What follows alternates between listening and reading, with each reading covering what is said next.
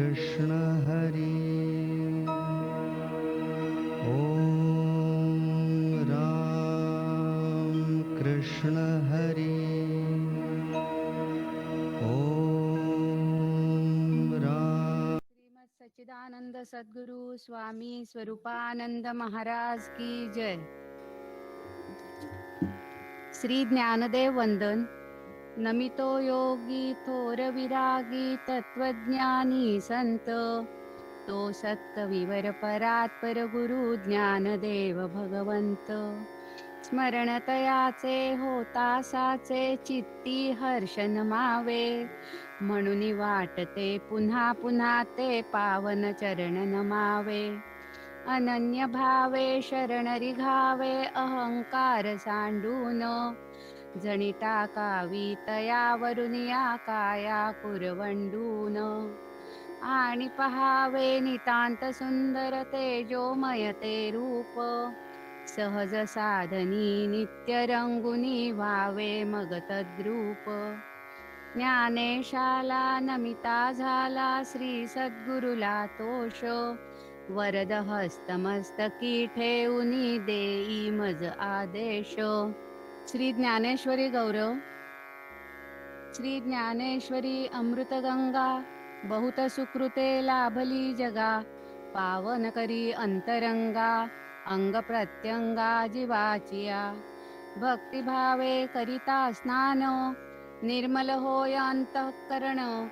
जीवासी परम समाधान, साक्षात दर्शन श्री शिवाचे। जीवा शिवाची होता भेटी, मावळोनी ज्ञाता ज्ञेयादी त्रिपुटी। प्रकटे सोहम भाव प्रतीती, उरे शेवटी ज्ञप्ती मात्र। स्वामी स्वरूपानंद वंदन। नमितो परब्रह्म श्री स्वामीन महान संत महात्मा। आदिनाथ सिद्ध पुरुष तो स्वरूपानंद परमात्मा। चित्ती स्मरता वाचे वदता स्वामी स्वरूपानंद। आनंदाच्या उसळती लाटा होई परमानंद। परमदयाळा परमकृपाळा परमशांत स्नेहाळा। प्रियं वद कुळी अवतरे पावसी कैवल्याचा पुतळा। अहंकार सांडुनी धरावे पावन श्री गुरुचरण। श्री गुरुवरुनी टाकावी की काया कुरवंडून। नयन मनोहर स्वरूप सुंदर वारंवार पहावे। श्री गुरुनामी नित्य अंतरी निशिदिनी रंगुनी जावे। जसे अलंकापूर तसे ते पावस भूवैकुंठ। सोहम भावनांद तो तिथे स्वरूप शांती दूत। स्वरूपानंदा नमिता झाला प्रसन्न नारायण। प्रसन्न होता प्रसन्न चित्ता प्रसन्नता संपूर्ण। नमितो परब्रह्म श्री स्वामीन महान संत महात्मा। आदिनाथ सिद्ध पुरुष तो स्वरूपानंद परमात्मा।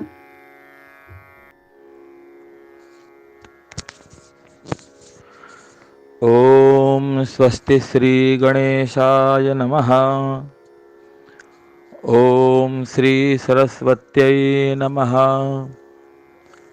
ओम नमः श्री परमहंसास्वादित चरणकमलचिन्मकरन्दाय भक्तजनमानस निवासाय श्रीरामचन्द्राय नमामि सद्गुरुं शान्तं सच्चिदानन्दविग्रहं पूर्णब्रह्मपरानन्द मीशमालन्दिवल्लभम्।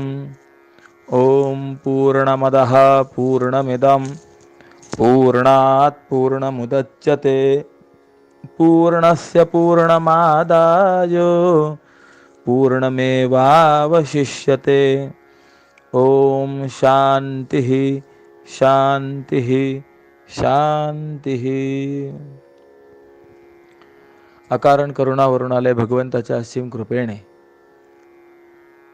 साधकांचे मायबाप कैवल्य साम्राज्य चक्रवर्ती संत सम्राट विश्वमाऊली ज्ञानोबा यांच्या ग्रंथराज ज्ञानेश्वरीचं चिंतन करण्याकरता आपण उपस्थित आहोत आणि 7व्या अध्यायाचं आपलं चिंतन चाललेलं आहे. काल भगवंताने असा विचार व्यक्त केला आहे की विभिन्न विभिन्न कामनांच्या उद्देशाने अनेक साधक वेगवेगळ्या देवतांची उपासना करतात, परंतु त्या सर्व देवांच्या स्वरूपाने नटलेला तो केवळ मीच आहे.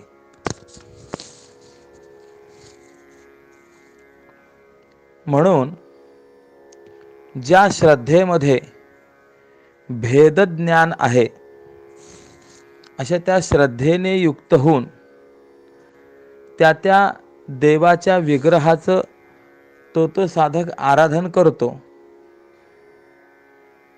आणि त्या देवाच्या विग्रहापासून मीच निर्माण केलेली इष्टफळ तो प्राप्त करत असतो. अर्थात सर्व देवांच्या स्वरूपाने नटलेला केवळ परब्रह्म परमात्मा एकच आहे. परब्रह्म स्वरूपानेच परब्रह्माचीच उपासना करणं हे सर्वात उत्तम आहे. परंतु अल्पबुद्धी असल्यामुळे तसं न घडता वेगवेगळ्या स्वरूपाची आराधना केली जाते. कशी केली जाते, त्याकरता काय काय ज्ञान संपादन करतात, कसा कसा आटापिटा करतात, हा सर्व विचार आपण काल पाहून आलेलो आहोत. परंतु भगवान सांगतात, अंतवत्तु फलंतेषां तद्भवत्यल्पमेधसां देवान देव यजो यांती मद्भक्ता यांती मामपी. त्या अल्पबुद्धी देवोपासकांना नाशवंत फल प्राप्त होतं आणि विभिन्न सगुण साकार किंवा परब्रह्मा वाचून अन्य देवांची उपासना करणारे जे आहेत त्या उपासकांना इंद्रादिकांचे लोक, शरीर इत्यादी प्राप्त होतात. परंतु जे निर्गुण परब्रह्म स्वरूपाचीच उपासना करतात ते त्या परब्रह्म स्वरूपाला प्राप्त होतात.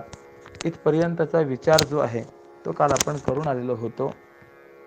आज सांगतात, अव्यक्तम व्यक्तिमापन्नम मन्यन्ते माम बुद्धयः परम भावमजानन्तो ममाव्ययमनुत्तमम्.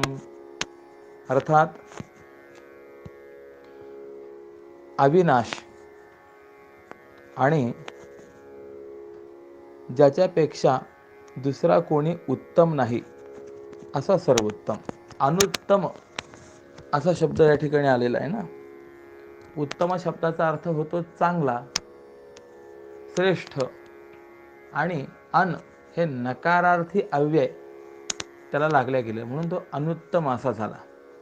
तर प्रश्न असा निर्माण होतो, न उत्तमः इति अनुत्तमः आहे काय, की जो उत्तम नाही त्याला अनुत्तम असं म्हणायचं काय. योगशास्त्रामध्ये एक सूत्र आलंय, संतोषाद अनुत्तम लाभा. प्रथम उपस्थित अर्थ जर आपण पाहिला तर अनुत्तम शब्दाचा अर्थ होईल जे उत्तम नाही. परंतु अनुत्तम शब्दाची योग्य व्याख्या आपण केली असता त्याचा योग्य अर्थ आपल्या लक्षात येतो. नास्ति उत्तमम यस्मात तद अनुत्तमम, की ज्यापेक्षा श्रेष्ठ काही नाही, ज्यापेक्षा उत्तम काही नाही त्यालाच अनुत्तम असं म्हटलं गेलेलं आहे. म्हणून म्हणतात की अविनाश आणि अव्यय शब्द जो आलेला आहे त्याचा अर्थ अविनाशी आणि ज्याच्यापेक्षा दुसरा कोणी उत्तम नाही असा सर्वोत्तम आणि प्रकृतीच्या पलीकडे असलेल्या माझ्या तात्विक स्वरूपाला न जाणणारे बुद्धिहीन माणसं जी आहेत ते तत्वतः म्हणजे मी निराकार असून आकाराला प्राप्त झालेला आहे असं मानतात. यावरती व्याख्यान सुंदर आहे. परिप्राणी तैसे नाचरुणी तेथ दुरावती व्यर्थ स्वहितासी तळहातीची या जळी पोहू जाणे तैसे ते करणे तयाचे गा. म्हणजे आता असे जे परमात्म्याला निर्गुण निराकार न मानता सगुण साकार मानून विभिन्न विभिन्न रीतीने त्याची उपासना करण्याचा प्रयत्न करतात, त्यांचे ते प्रयत्न कसे हास्यास्पद आहेत, अथवा त्यांची ती असलेली भेदयुक्त बुद्धी श्रद्धा ही देखील कशी त्याज्य अथवा हास्यास्पद आहे, या संबंधातला विचार सांगतात. ते अल्पबुद्धी प्राणी ज्याच्या योगाने मद्रूप होता येईल अशी उपासना करत नाहीत आणि यामुळे आपल्या हिताचं व्यर्थच नुकसान करून घेतात. नाचरुणी तेथ म्हणजे तसं आचरण न करता सकाम कर्म करून परिच्छिन्न आणि देव शरीराने नाशिवंत भोग भोगतात. म्हणजेच तळ हातावरच्या पाण्यामध्ये पोहतात. किंवा पुढे वर्णन दिलेलं आहे, तोंडा वज्र मिठी पाडाविका तरी बुडता सागरी अमृताच्या. अमृताच्या सागरात बुडावं आणि अमृताचा एक बिंदूही पोटात जाऊ नये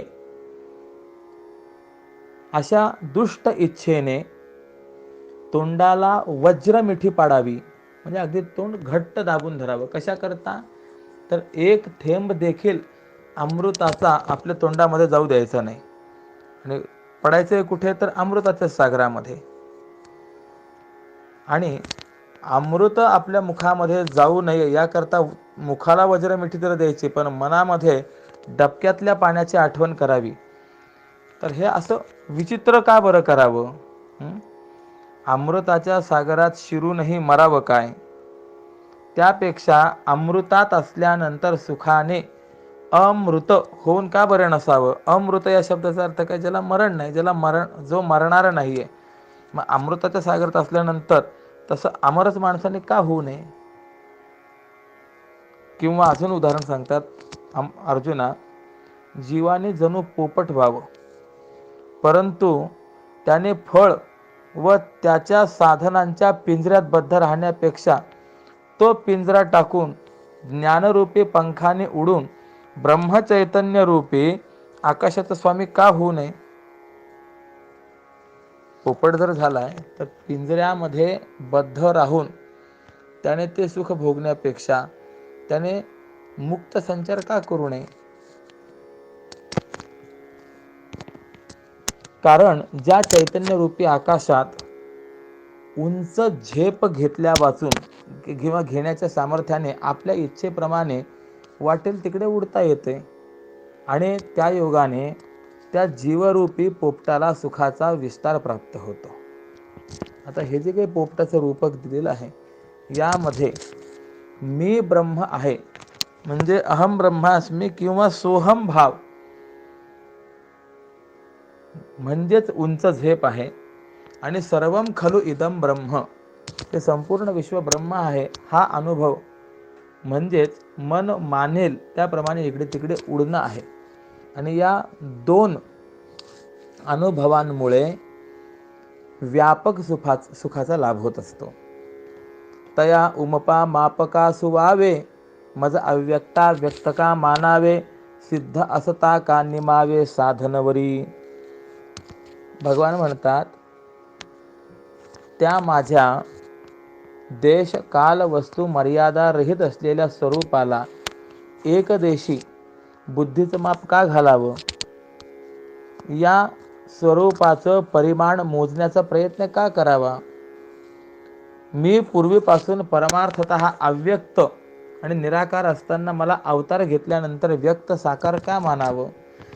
आणि मी स्वतः सिद्ध असताना माझ्या प्राप्तीकरता साधने करत करतच का मरावं? हा प्रश्न आहे. असा आहे की परमात्मा हा प्राप्त करून घ्यायचा नाहीये, तर परमात्मा हा नित्य प्राप्त आहे, नित्य सिद्ध आहे. फक्त त्या परमात्म्याचा आपल्याला अनुभव घ्यायचा आहे. म्हणून माऊली गोड बोलतात, गुरुवीण अनुभव कैसा कळे. इथे मिळे असं म्हणत नाहीत, कारण की देव हा प्राप्त करून घेण्याचा विषय नाही आहे, मिळवण्याचा विषय नाही आहे, तो प्राप्तच आहे. फक्त तो अनुभवाचा विषय आहे. त्याची जाण आपल्याला झाली पाहिजे, ही महत्त्वाची बाब आहे. पण अर्जुना, मनुष्याच्या अल्पबुद्धीचा जर विचार केला तर माझं हे सर्व उच्च भूमिकेवरचं बोलणं बहुत करून या सामान्य जीवांना आवडत नाही. की या जड जीवा विशेषे करोण उमजेना खूण येथीचीही. वस्तुतः मी कसा आहे, नाहम प्रकाश सर्वस्य योग माया समावृतः मूढोयम नाभिजानाति लोको मामजमव्ययम. म्हणजे योग मायेने आच्छादित झालेल्या मी सर्व लोकांकरता प्रकट नाही,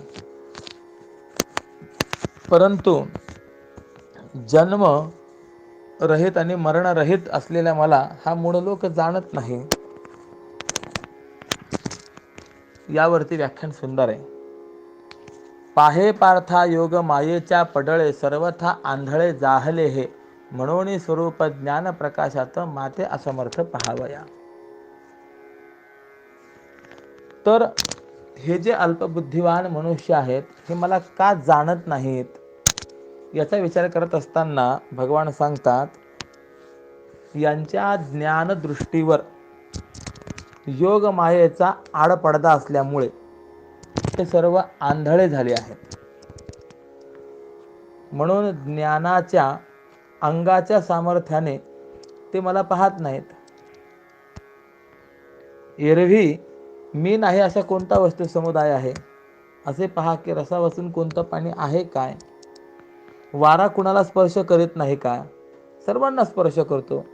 आकाश कोठे मावत नाही, म्हणजे आकाश सर्वत्रच आहे. हे जसं आहे त्याप्रमाणे सर्व विश्वामध्ये मीच एक व्याप्त आहे. मी नाही असं कोणतंही ठिकाण आपल्याला दाखवता येत नाही. फक्त तसा अनुभव येणं फार महत्वाचं आहे. एक गंमत सांगतात. एक गुरुजी होते, त्यांच्याकडे 2 विद्यार्थ्यांचं अध्ययन वगैरे झालं आणि आता परत फिरायचं आहे.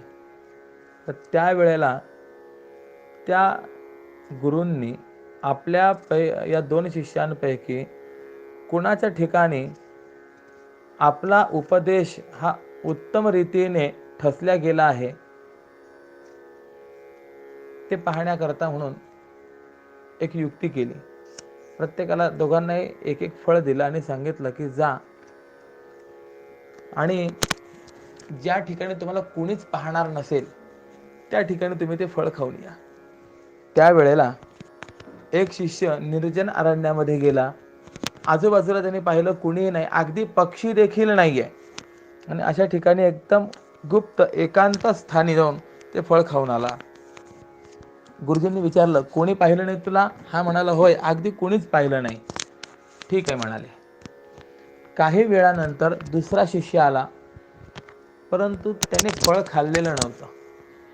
त्याने ते फळ तसंच वापस घेऊन आला. गुरुजींनी विचारलं, का रे तू फळ खाल्लं नाही? हो, नाही खाल्लं. का नाही खाल्लं? गुरुजी, तुमची आज्ञा अशी होती की ज्या ठिकाणी कुणीही पाहणार नाही त्या ठिकाणी हे फळ खायचं आहे, आणि मी असं ठिकाण शोधण्याकरता अनेकत्र फिरलो, परंतु कुठेही आम्हाला असं स्थान मिळालं नाही की ज्या ठिकाणी मला कोणी पाहणार नाही आहे. कुणी ना कुणी पाहणार आहे. अहो, बाकी प्राणी कुणी जरी नसेल तर तो सर्वांतर्यामी सर्व व्याप्त असलेला परमात्मा अणुरेणूत कणाकणात व्याप्त असल्यामुळे तो तर मला प्रत्यक्ष सर्वत्र पाहतच आहे ना. मी स्वतःच मला सर्वत्र पाहत आहे की नाही. आणि यामुळे देव नाही किंवा मला पाहणारा कोणीही नाही अशी मला जागा मिळाली नाही, असं मला स्थान प्राप्त झालं नाही, असा वेळ मला दिसला नाही. यामुळे आपली आज्ञा होती की कुणीही पाहत नाही अशा ठिकाणी तू खाऊन ये. तसं ठिकाणच मला न मिळाल्यामुळे मी आपला फळ भक्षण न करता तसंच ते फळ घेऊन आलोय. गुरुदेवांना खूप आनंद झाला.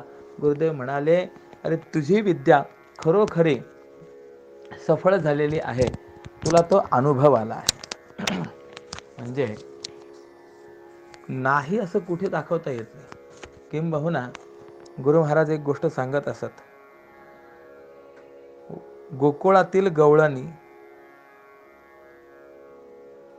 दूध दही लोणी वगैरे घेऊन मथुरेमध्ये विकण्याकरता निघाले आहेत. तर चालता चालता एक गवळण मध्येच थांबली. आता तिच्या मागणं येणाऱ्या ज्या गवळणी होत्या पाऊल वाट, ही थांबल्यामुळे त्यांना थांबावं लागलं. आणि त्या विचारतायत, काय ग, काय झालं, का थांबलीस? तिनं सांगितलं, अगं थांबण्याचं कारण असं आहे, पाऊल कुठे टाकावं हेच मला कळत नाही. अगं कुठे टाकावं म्हणजे काय? समोर चालायचं आहे, जसे आत्तापर्यंत चालत आले, जसे रोज चालते. तिने सांगितलं, हो ठीक आहे, परंतु आज एक गंमत झाली. काय गंमत झाली आहे?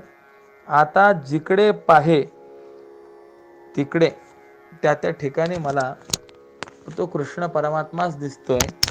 त्यामुळे जिथे पाऊल ठेवायचं तिथे देखील कणाकणामध्ये जर त्याची व्याप्ती मला दिसत आहे, तर सांग ना, मी कुठे पाऊल ठेवू? ही असलेली परमात्म्याच्या व्यापकतेची अनुभूती मला विचारायची आहे. सर्वांनाच प्राप्त होते काय? नाही, गोपिकांना प्राप्त झाली, परंतु ती तशी तुम्हा आम्हाला प्राप्त होतच नाही. यामुळे भगवान म्हणतात की तसं जर पाहिलं तर मी नाही असं कोणतं तरी ठिकाण आहे काय? यत्र तत्र सर्वत्र मी व्याप्त आहे. वेदाहम समतीतानि वर्तमानानि चार्जुन भविष्यानि च भूतानि मान्तु वेद न कश्चन. अर्जुना, मी भूत भविष्य वर्तमान या तिन्ही काळातील सर्व प्राण्यांना जाणतो, परंतु मला मात्र कोणताही प्राणी जाणत नाही.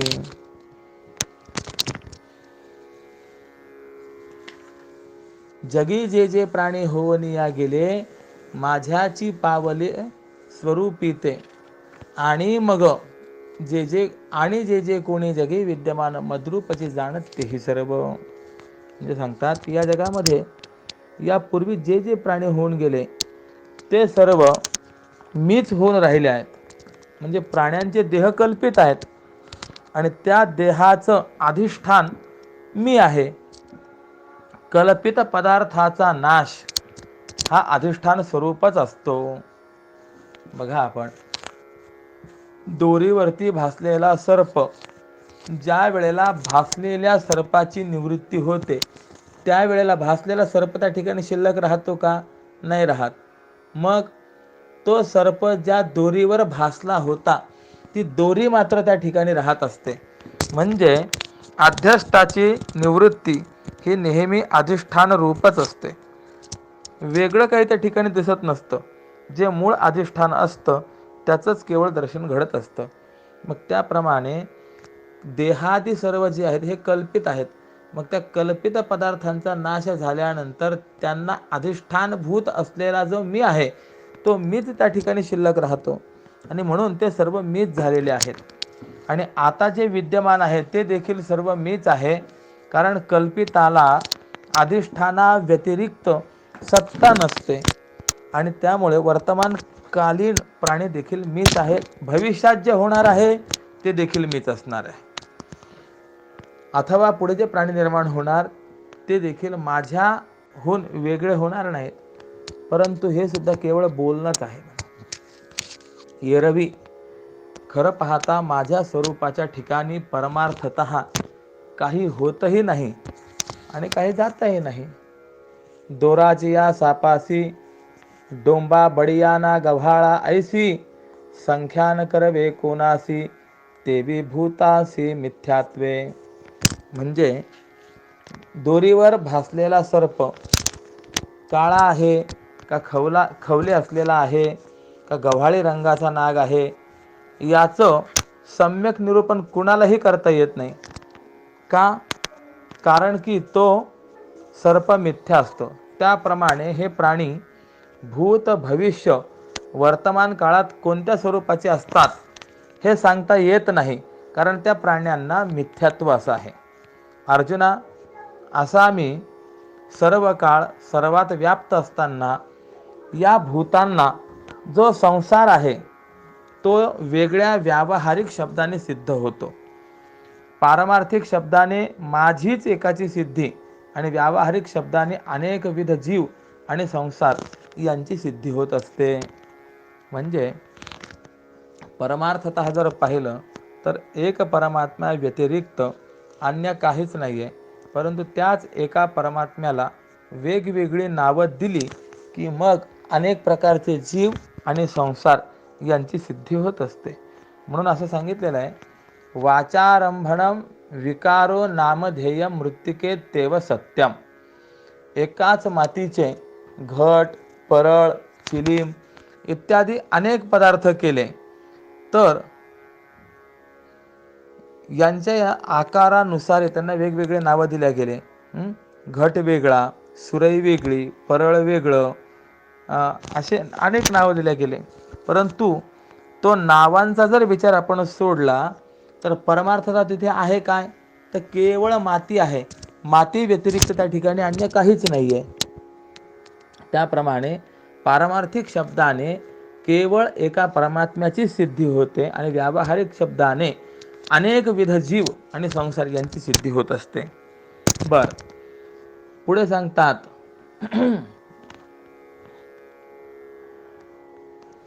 ऐसा अखंडित असता मी नित्य संसाराची सत्य वाटे जीवा, तयाचे कारण वेगळेची जाण प्रसंगे सांगेन ऐके आता. म्हणजे तरी त्या संबंधी थोडीशी गोष्ट सांगतो, ऐक. की जेव्हा अहंकार आणि तनु या दोघांमध्ये पती पत्नीच्या स्वरूपामध्ये प्रेम संबंध निर्माण झाला, म्हणजे अहंकार हा पती आणि तनु म्हणजे काया शरीर ही पत्नी, असे या दोघांमध्ये काय झाला, प्रेम संबंध निर्माण झाला. मग इच्छा द्वेष समुत्थेन द्वंद्वमोहेन भारत, सर्वभूतानि सम्मोहम सर्गे यान्ति परंतप. म्हणजे ते परंतप श्रेष्ठ तप करणाऱ्या अर्जुना, स्थूल देहाची उत्पत्ती झाल्यानंतर इच्छा आणि द्वेष यांच्यापासून उत्पन्न झालेल्या सुखदुःखांच्या मोहाने सर्व जीव अविवेकाला प्राप्त होतात. मग त्या ठिकाणी हे जे इच्छा आणि द्वेष आहेत ना, यांना पहिली मुलगी जी झाली तिचं नाव इच्छा आहे. किंबहुना वेदांत शास्त्रामध्ये असं चिंतन दिलेलं आहे की ज्या वेळेला तो चिदाभास म्हणजे चैतन्याचा आभास हा जीवदशेला प्राप्त होतो, त्यावेळेला अंतःकरणाची निर्माण झालेली पहिली वृत्ती म्हणजे इच्छा आहे. पहिलं अपत्य त्याला इच्छा असं म्हटलं गेलेलं आहे. मग ही इच्छारूपी कन्या जन्माला आली आणि मग ती कामाच्या तारुण्याला प्राप्त झाली. तेव्हा त्या दोघांनी तिचं द्वेषाशी मोठ्या समारंभाने लग्न केलं. कुणी कुणी अहंकार आणि तनु यांना निर्माण झाली इच्छा नावाची कन्या, ती तरुण झाली आणि मग त्या तरुण झालेल्या इच्छेचं लग्न अहंकार आणि तनु यांनी कोणाशी लावून दिलेलं आहे, तर द्वेषाशी लावून दिलं. मग पुढे इच्छा आणि द्वेष या दोघांपासून द्वंद्व आणि मोह किंवा द्वंद्व मोह नावाचा पुत्र निर्माण झाला आणि तो अज्ञानाने, तो जो पुत्र आहे तो अज्ञानाने मी सुखी आहे, मी दुःखी आहे असा म्हणणारा झाला. आणि त्याला त्याच्या आजोबाने, आता याचा आजोबा कोण झाला, अहंकार, तर अहंकार पंतांनी पालन पोषण करून याला लहानाचा मोठा केला. आता तो द्वंद्व मोह जो आहे नेहमीच सात्विक धैर्याशी विरुद्ध वागत असे आणि तो आशारूपी अन्नाने पुष्ट झाला असता धर्म नियमांचाही घात करू लागला. इतकंच नव्हे तर त्याच्या अंगी धर्माच्या विषयी सळ या शब्दाचा अर्थ वैराग्य निर्माण झाले.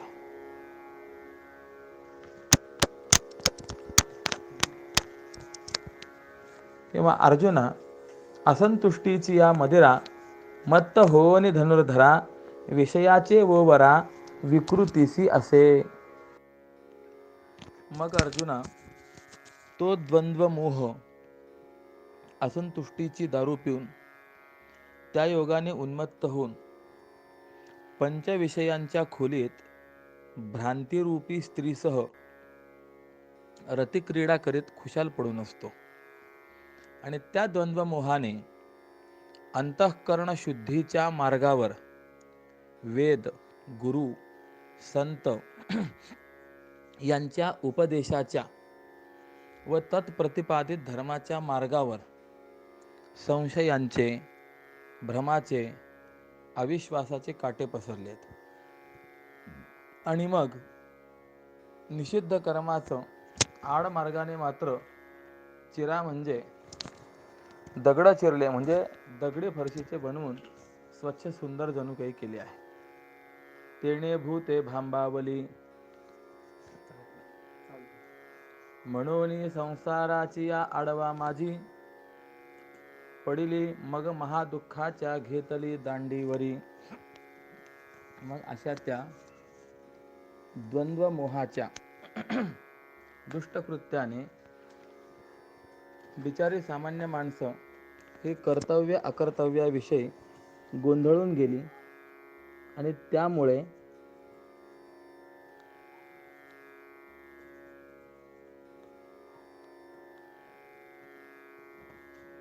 जन्म मरणरूप संसाराच्या अरण्यात पडले. आणि मग महादुःखाच्या दांडग्या लुटारूंनी ती लुटून घेतल्या गेली.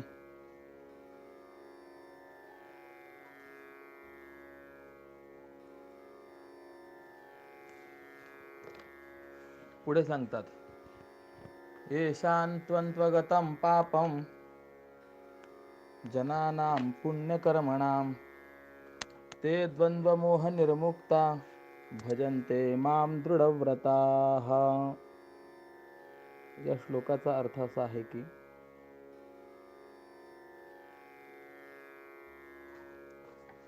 ज्या पुण्यकर्मी पुरुषाचं पाप नष्ट झालेलं आहे ते सुखदुःखादी, इच्छाद्वेषादी द्वंद्वाविषयींच्या मोहापासून मुक्त आणि दृढ संकल्पवान होऊन माझं भजन करत असतात. ऐसे विकल्पाचे तीक्ष्ण काटे फोल देखोनी सरळ मार्गा माझी, न होती सर्वथा जे का मती भ्रष्ट, न सोडती वाट सत्कर्माची. म्हणजे जे पुण्यवान आणि विचारी लोक आहेत, म्हणजे आता द्वंद्व मोहाच्या तावडीत सापडलेले, सपाट्यात सापडलेले माणसं कसे वागतात हे आपण पाहूनच आलो. परंतु आता सांगतात, जे पुण्यवान आहेत, विचारी लोक आहेत, ते द्वंद्व मोहाने प्रवृत्ती आणि निवृत्ती धर्माच्या मार्गावर संशयाधिकांचे अनेक तीक्ष्ण काटे पसरलेले पाहून बुद्धिभ्रमाची माघार घेत नाहीत. ज्यांनी सरळ वेद गुरुवरील अव्यभिचारी निष्ठेच्या पावलांनी संशयाच्या मोठ्या काट्यांना रगडून महापापांचे अरण्य बाजूला टाकले आहे, मग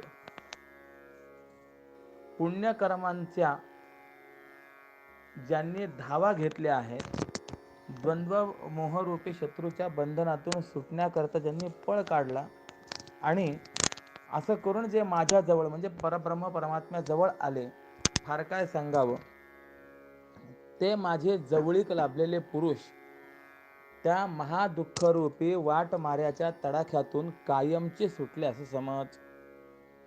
जरा मरण मोक्षाय मामाश्रित्य यतन्ति ते ब्रह्म तद्विदुः कृत्स्न मध्यात्मं कर्म चाखिलम.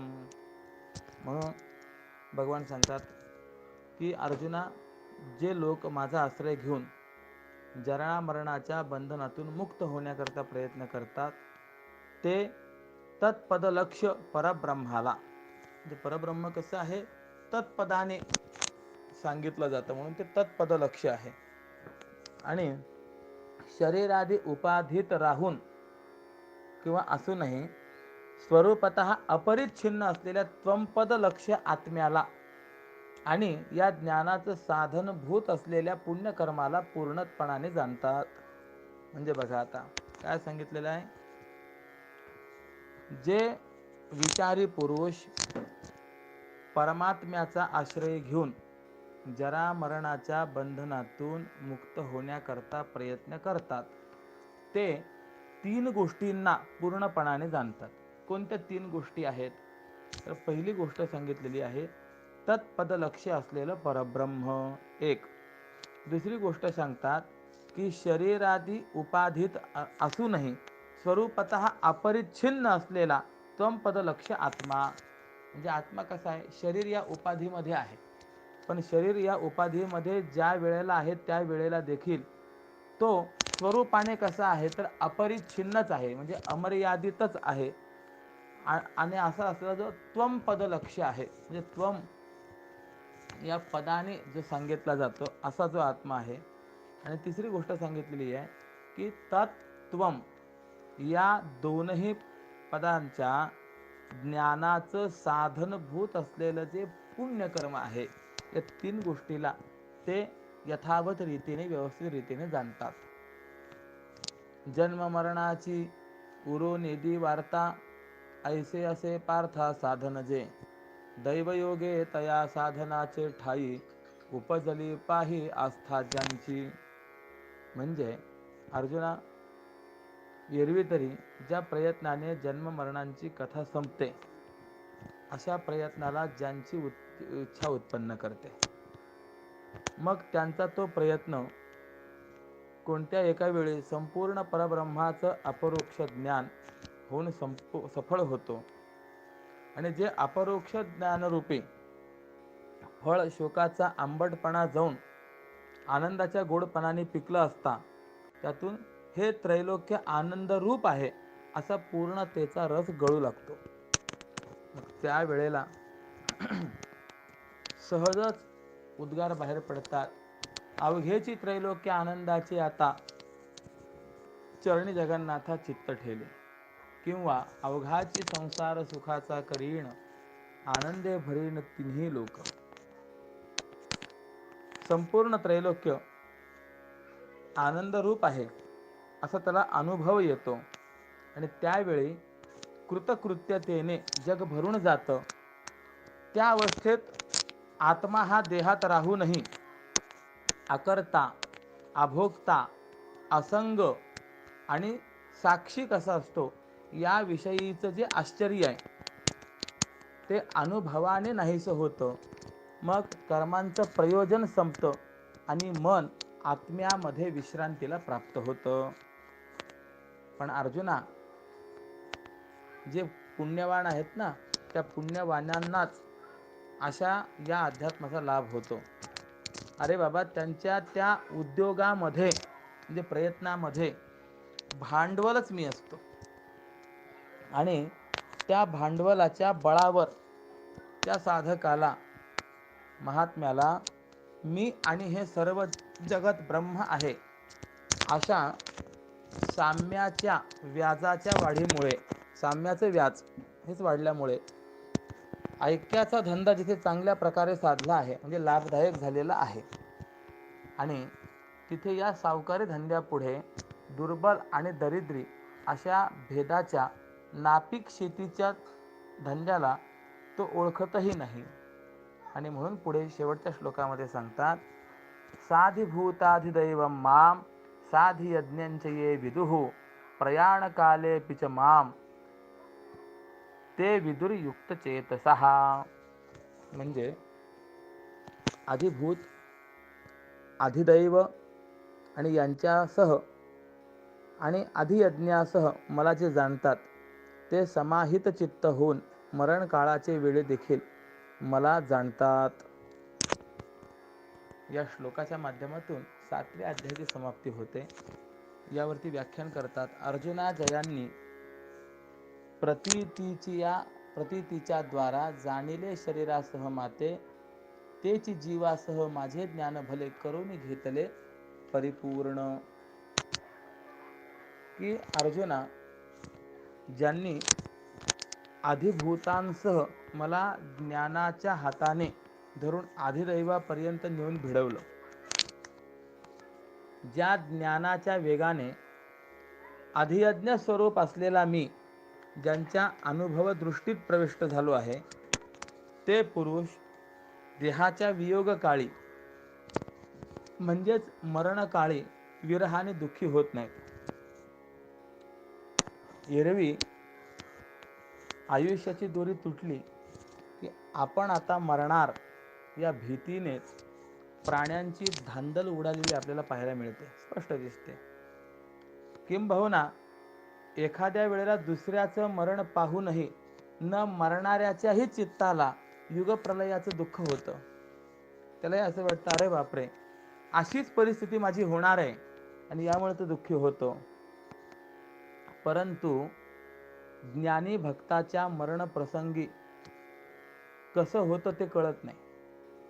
म्हणजे जे ज्ञानी भक्त माझ्या स्वरूपाशी चिकटून गेले, एकरूप झाले, ते मरणाच्या गडबडीत देखील मला सोडत नाहीत, म्हणजे मला विसरत नाहीत. एरवी तरी जाण ऐसे जे निपुण, त्याची अंतःकरण युक्त योगी.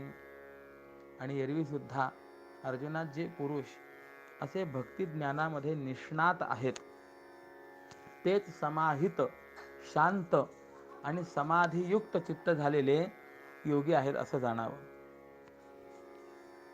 यावर ज्ञानोबराय म्हणतात की श्रोते हो, जेव्हा श्री भगवान कृष्ण असं सांगत होते त्यावेळेला भगवंताच्या शब्दरूपी कुपीतून जणू काही शांतरस खाली पडत होता. आणि तेव्हा त्या कुपीखाली अर्जुनाची अवधानरूपी ओंजळ ही पुढे आलीच नाही, कारण त्यावेळी अर्जुन हा शब्द कुपिकेच्या थोडा वेळ मागेच राहून गेला होता. भगवंताचे शब्द जे हे भराभर पुढे सरकत होते आणि अर्जुन जो आहे तो अनवधानाने थोडा मागे राहिला होता.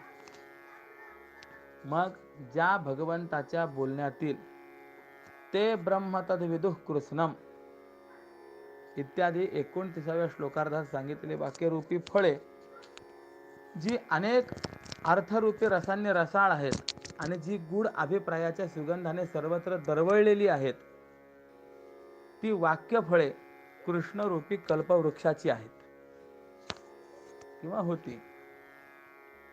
आणि ती सहज गुरुकृपारूपी मंद वायूच्या योगाने अर्जुनाच्या श्रवणेंद्रिय रूपी पदरात अकस्मात पडली होती.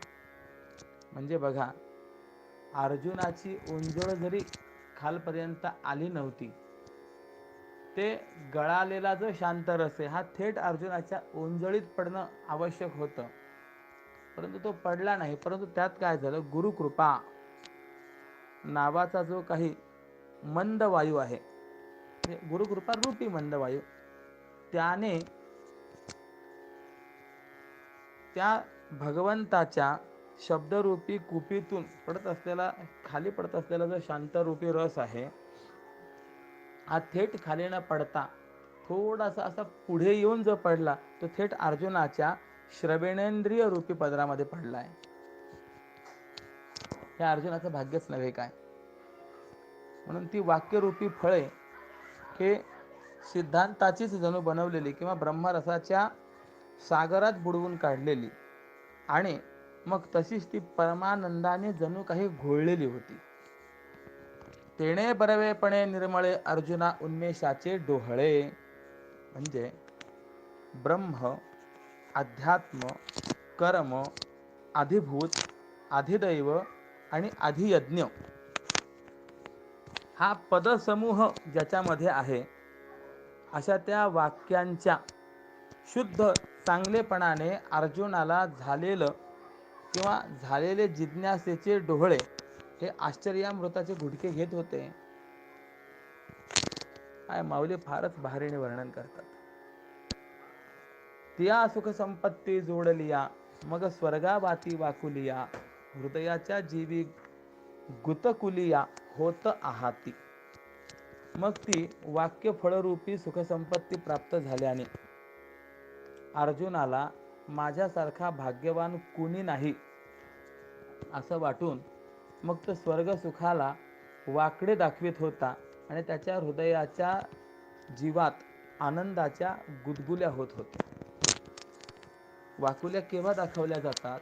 तर ज्या वेळेला एखाद्या गोष्टीची 2 जणांना अपेक्षा आहे आणि त्यापैकी एकाला प्राप्त झाली परंतु दुसऱ्याला प्राप्त झाली नाही, तर त्यावेळेला ज्याला प्राप्त झालेली आहे तो ज्याला ती वस्तू प्राप्त झाली नाही अशा अपेक्षावानाला वाकुल्या दाखवत असतो.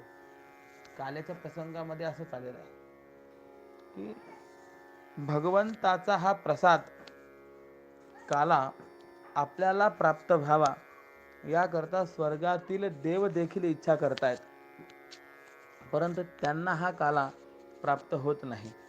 किंबहुना तुकोबाराय सांगतात त्यांना आम्ही काला देणारच नाही. मग काय करणार? वाकुलिया ब्रह्मादिका उत्तम लोका दाखवू, काला वाटू एकमेका वैष्णवानिका संभ्रम. तुकोबाराय म्हणतात जे वैष्णव आहेत, जे निके वैष्णव आहेत, केवळ त्यांनाच आम्ही हा काला वाटू. बाकी स्वर्गातील देवादी जे आहेत त्यांना आम्ही काला तर देणार नाही, फार फार तर वाकुल्या मात्र निश्चितपणे दाखवू. आणि तसंच झालेलं आहे. काला देवांना प्राप्त झालाच नाही. असो, त्याप्रमाणे हा अर्जुन देखील जो आहे ही भगवंताच्या मुखारविंदातनं निर्माण झालेली वाक्य फळरूपी सुखसंपत्ती प्राप्त झाल्याने अर्जुनाला असं वाटलं माझ्यासारखा भाग्यवान कोणी नाही, आणि म्हणून त्याने त्या स्वर्ग सुखाला देखील वाकडं दाखवलं. आणि अशा त्या वाक्य फळाच्या केवळ बाहेरच्या सौंदर्याने त्याला सुखानुभूती होऊ लागली, पण त्याच वेळी वाक्य फळाच्या आतील गोडीचा आस्वाद घेण्याच्या उत्कंठेने एकदम घाई केली. वाक्य फळाची या बाह्य सौंदर्याचे ऐसे सुख साचे भोगू लागे, तोची रसरुची चाखावया भली, उत्कंठा लागली तया लागी. म्हणजे बऱ्याच वेळेला असं होतं की नाही, फळ बाहेरनं पाहिल्याबरोबर आपल्याला त्याच्याविषयी अंतःकरणामध्ये अभिलाषा निर्माण होते, परंतु केवळ फळ पाहून मन तृप्त होत नाही. असं वाटतं आता हे फळ केव्हा खाईन. त्या फळाच्या अंतरंगातला जो रस आहे, गोडी आहे, त्याचा आस्वाद घेण्याच्या उत्कंठेने घाई होते. म्हणून त्या अर्जुनाने प्रथम ती वाक्य फळ अनुमानाच्या तळहातावर घेऊन तर्काने त्या शब्दांचा अर्थ लावण्याचा प्रयत्न करून एकदम अनुभवाच्या मुखात घालून पाहिले. तेव्हा ते वाक्यरूपी फळं जी आहेत विचाराच्या रसनेने दाबली जाईनात आणि ज्या हेतूवरून शब्दार्थाची अनुमिती करावयाची त्या अनेक हेतूंच्या दातांनी ते फुटे ना ते वाक्यफळ. आणि असा त्या वाक्यफळाचा कठीणपणा लक्षात आल्यानंतर अर्जुनाने ते वाक्यफळ तोंडालाच लावली नाही. म्हणजे नेमकं यातून देवाला काय म्हणायचं हे अर्जुनालाही कळेना अशी स्थिती निर्माण झाली. मग तो अर्जुन आश्चर्यचकित झाला आणि मनाशीच म्हणाला, कृष्णाची ही वाक्ये म्हणजे पाण्यातील प्रतिबिंबित तारांगण घेण्याकरता जावं, तर ते जसं हाती लागत नाही त्याप्रमाणे मी अक्षरांच्या सुगमतेने कसा फसलो. काय आहे, पाण्यामध्ये जर एखादं प्रतिबिंब पडलेलं असेल आणि त्या प्रतिबिंबा ती वस्तू प्राप्त होण्याकरता म्हणून त्या पाण्यामध्ये आपण कितीही जरी उड्या घेतल्या तरी काही उपयोग होतो काय. एक गंमत सांगितली जात होती की एक तरुण व्यक्ती तळ्याकाठी फिरत असताना त्याला तळ्याच्या पाण्यामध्ये प्रतिबिंबित झालेलं एक झाड दिसलं आणि त्या झाडावरती एक सुंदर मोत्यांचा हार होता. तो हारही त्याला पाण्यामध्ये दिसला. त्या तरुणाला असं वाटलं की हा हार पाण्यामध्येच आहे. त्याला पोहता येत होतं, उत्तम पोहणारा होता, म्हणून त्याने पटकन आपले वस्त्र काढले आणि त्या तळ्यामध्ये उडी घेतली. पुष्कळ प्रयत्न केला, शोधला, परंतु काही मिळेना. पुन्हा बाहेर आला. जोपर्यंत पाणी चंचल होतं तोपर्यंत त्याला तो हार पुन्हा दिसेना. त्याला असं वाटलं की अरे काहीतरी गोंधळ झाला, आपल्याकडनं व्यवस्थित उडी घेतल्या गेली नाही, शोधल्या गेला नाही, गेला. परंतु ज्यावेळेला पाणी जरा स्थिर झालं, पुन्हा तो हार दिसायला लागला. त्याने पुन्हा उडी घेतली. बराच वेळ असाच प्रकार झाला, पण त्याला हार मिळेना. त्यावेळेला एक साधू जवळ आले. त्या साधूने त्याची ही सर्व गंमत पाहिलेली. त्या साधूने विचारलं, काय कशा करता म्हणून तू उडी घेत आहेस? त्याने सांगितलं, महाराज थांबा, हे पाणी स्थिर झालं की बघा तिथे हार आहे आणि तो बहुमूल्य हार प्राप्त करून घेण्याकरता म्हणून मी प्रयत्न करतोय, परंतु मिळतच नाही.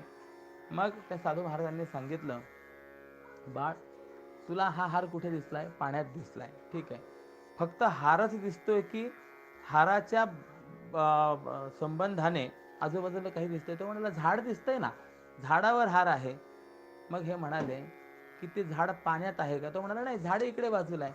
मग झाड जर बाहेर आहे, पाण्याच्या बाहेर आहे, आणि त्या झाडावर जर हार असेल तर हार पाण्यात असेल की झाडावर असेल?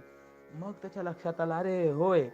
आणि मग त्याने झाडाकडे ज्या वेळेला पाहिलं त्यावेळेला त्या प्रतिबिंबाच्या स्वरूपाने ते तिथे पाहत असताना त्या झाडावर त्याला तो मोत्याचा हार दिसला. तिथे जाऊन त्याला तो मोत्याचा हार प्राप्त झाला.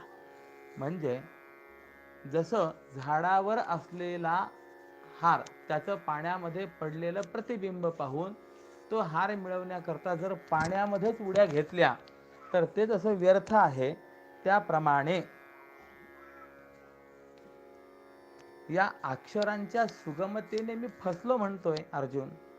खरोखर हे ब्रह्मादी पद नसून या आकाशाच्या घड्या आहेत, आणि त्यामुळे यात आमची बुद्धी बुडाली तरी ती तळाचा शोध घेऊन वर येऊ शकत नाही.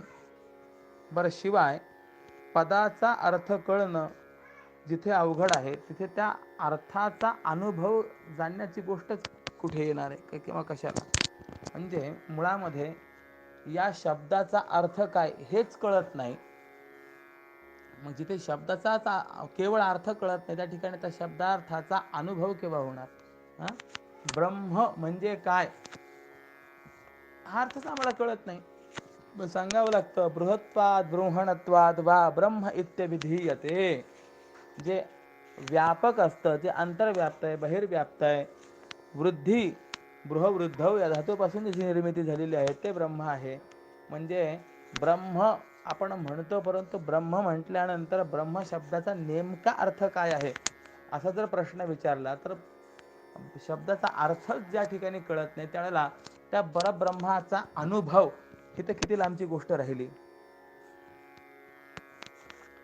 आणि असा अर्जुनाने मनात विचार करून त्याने पुन्हा यादवराज भगवान श्रीकृष्णांकडे दृष्टी वळवली. यादवेंद्राकडे वळवोनी दृष्टी, पुन्हा तो किरीटी प्रार्थितया. मग त्याने पुन्हा प्रार्थना केली, म्हणजे विनंती केली आहे. काय विनंती केली आहे?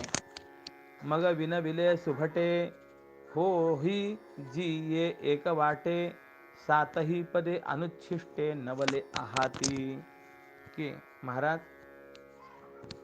हे देवा, एकाच मार्गाने चालत असलेले सातही पद अपरिचित असल्यामुळे आश्चर्य वाटण्यासारखी आहेत.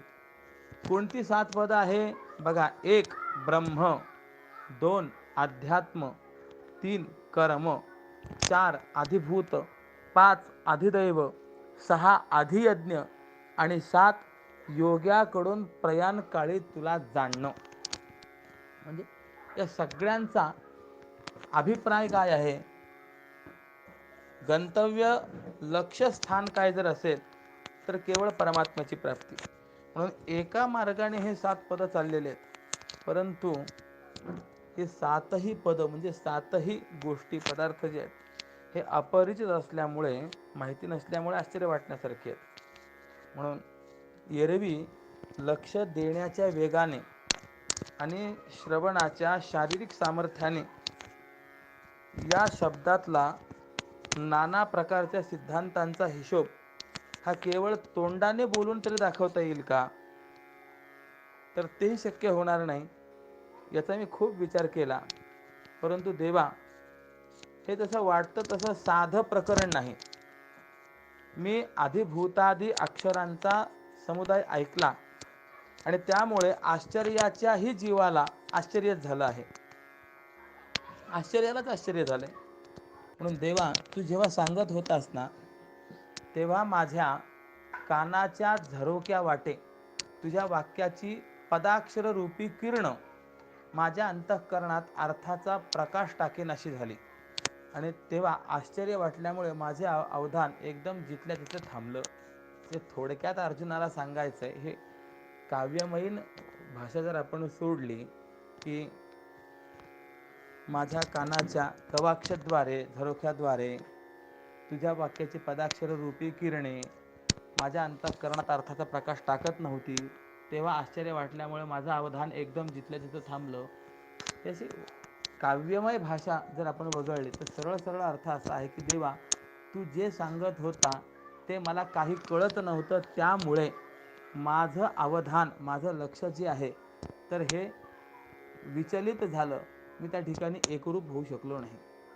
परंतु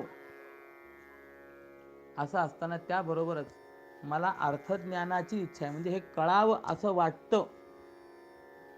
हे सांगण्यापुरता सुद्धा मला विलंब सहन होत नाही. म्हणून देवा, आता पुढचं लवकर निरूपण करावं. म्हणजे हे जे काही 7 पद सांगितली आहे ना, ते याचं लवकर निरूपण करावं असं सांगतात. ऐसा मागील पडताळा घेऊनी पुढा अभिप्राय दिठी सुनी देवीची माझी शिरवूनी आरती आपुली. म्हणजे मागे देवांनी काय सांगितलं आहे त्याचं सिंहावलोकन करून व पुढे देव काय सांगणार आहेत ते दृष्टीत घालून त्याबरोबरच आपलीही जिज्ञासा त्या अभिप्रायामध्ये शिरवून हे अर्जुनाचं विचारण्याचं शहाणपण कसं आहे पहा.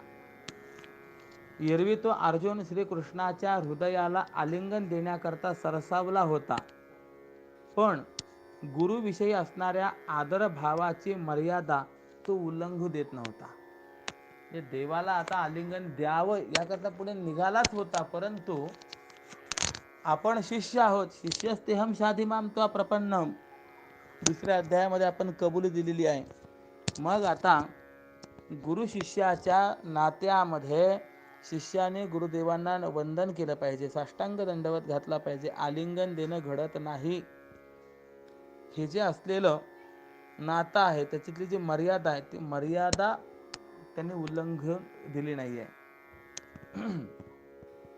अहो श्री गुरु ते जय पुसावे, ते येणे माने सावध व्हावे. म्हणजे श्री गुरुला जेव्हा विचारायचं असतं तेव्हा या मानाने दक्ष असावं लागतं. आणि हे रहस्य व्यवहार आणि परमार्थ या 2 विषयात सव्यसाची असलेला एकटा अर्जुनच संपूर्णपणे जाणत होता. इथे अर्जुनाला सव्यसाची असं म्हटलेलं आहे. त्याचा एक सरळ सरळ प्रथमोपस्थित अर्थ असा आहे की जर दोन्ही हातांनी बाण चालवू शकतो त्याला सव्यसाची असं म्हणतात. परंतु याचा अर्थ असा आहे की जो प्रपंच आणि परमार्थ या दोनही विषयामध्ये अत्यंत दक्ष आहे, कुशल आहे, तो खरा सव्यसाची आहे. आणि गुरूंना ज्या वेळेला विचारायचं त्यावेळेला किती दक्ष असलं पाहिजे हे तो सव्यसाची अर्जुन जाणत होता. आणि मग अर्जुनाचं हे प्रश्न करणं, त्यावर सर्वज्ञ श्रीहरीचं उत्तराकरता बोलणं, हा सर्व वृत्तांत संजय धृतराष्ट्राला आवडीने कसं सांगणार आहे याविषयी सांगतात. आता त्या गोष्टीकडे श्रोत्यांनी लक्ष द्यावं. मी देखील ती गोष्ट अशी काही सरळ मराठी भाषेत सांगेन की जशी काही ती भाषा वाचित असताना कानाच्या आधी डोळ्यांच्याच उपयोगाला जाईल. माऊली ही प्रतिज्ञा करतायत बरं इथे. बुद्धीची या जिभा बोलाचा न चाखता गाभा, अक्षराची या भांबा इंद्रिय जिती.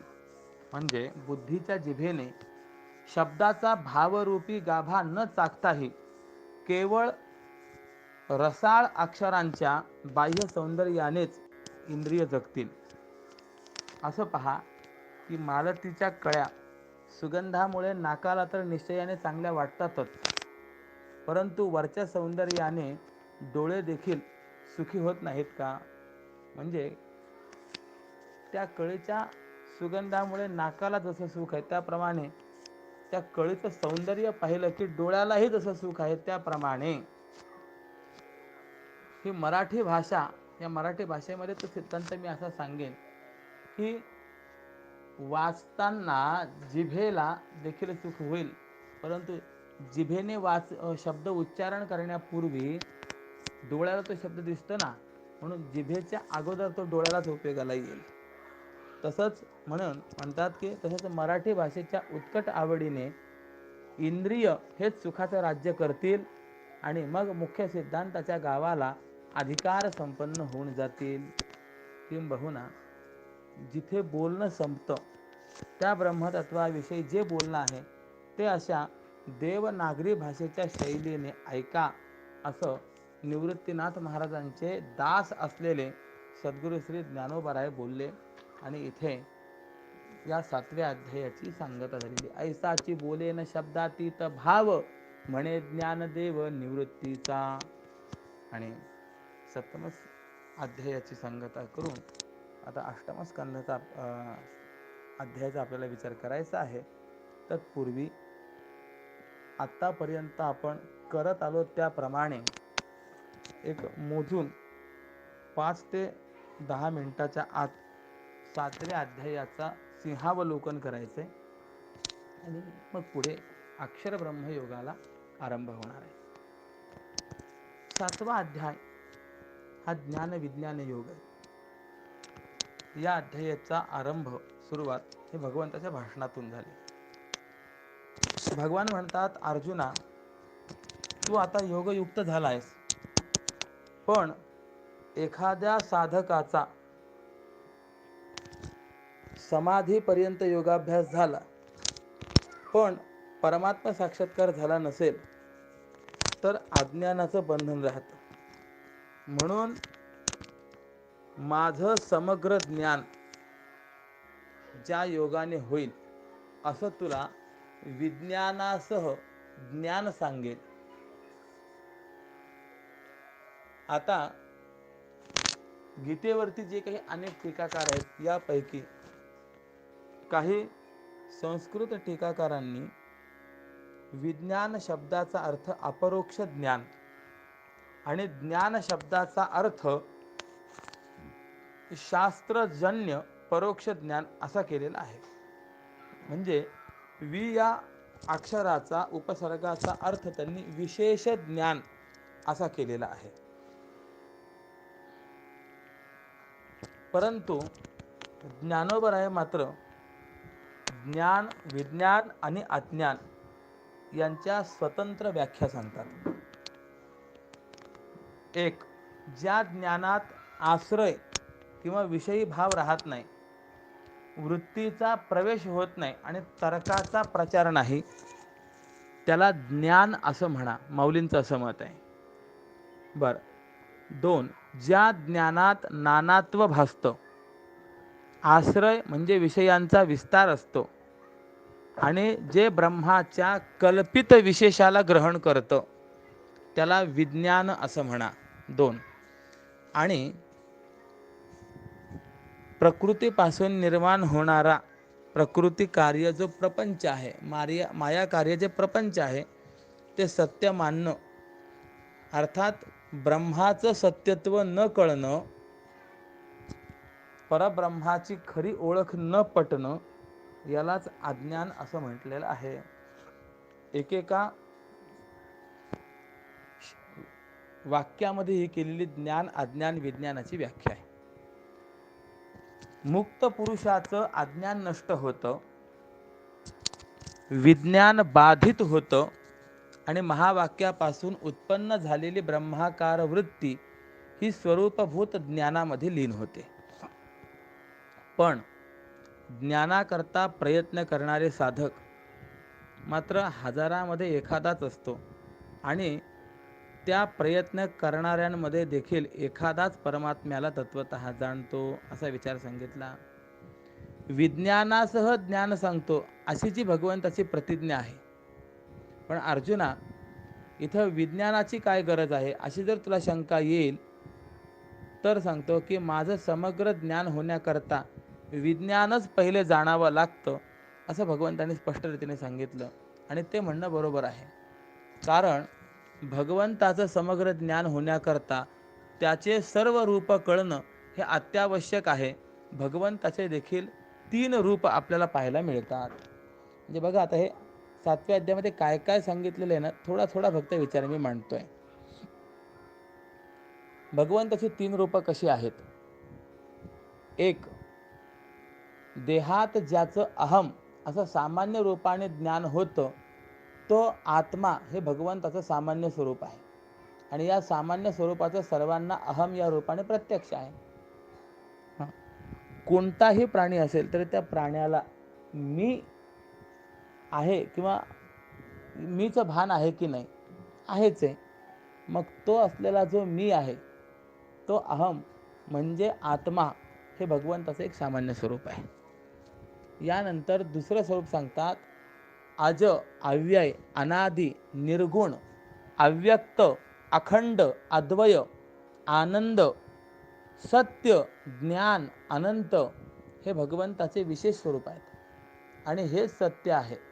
पण हे त्याचं अपरोक्ष ज्ञान जे आहे, म्हणजे या स्वरूपांची ओळख जी आहे, ही गुरुमुखाने आणि शास्त्रद्वारा होते.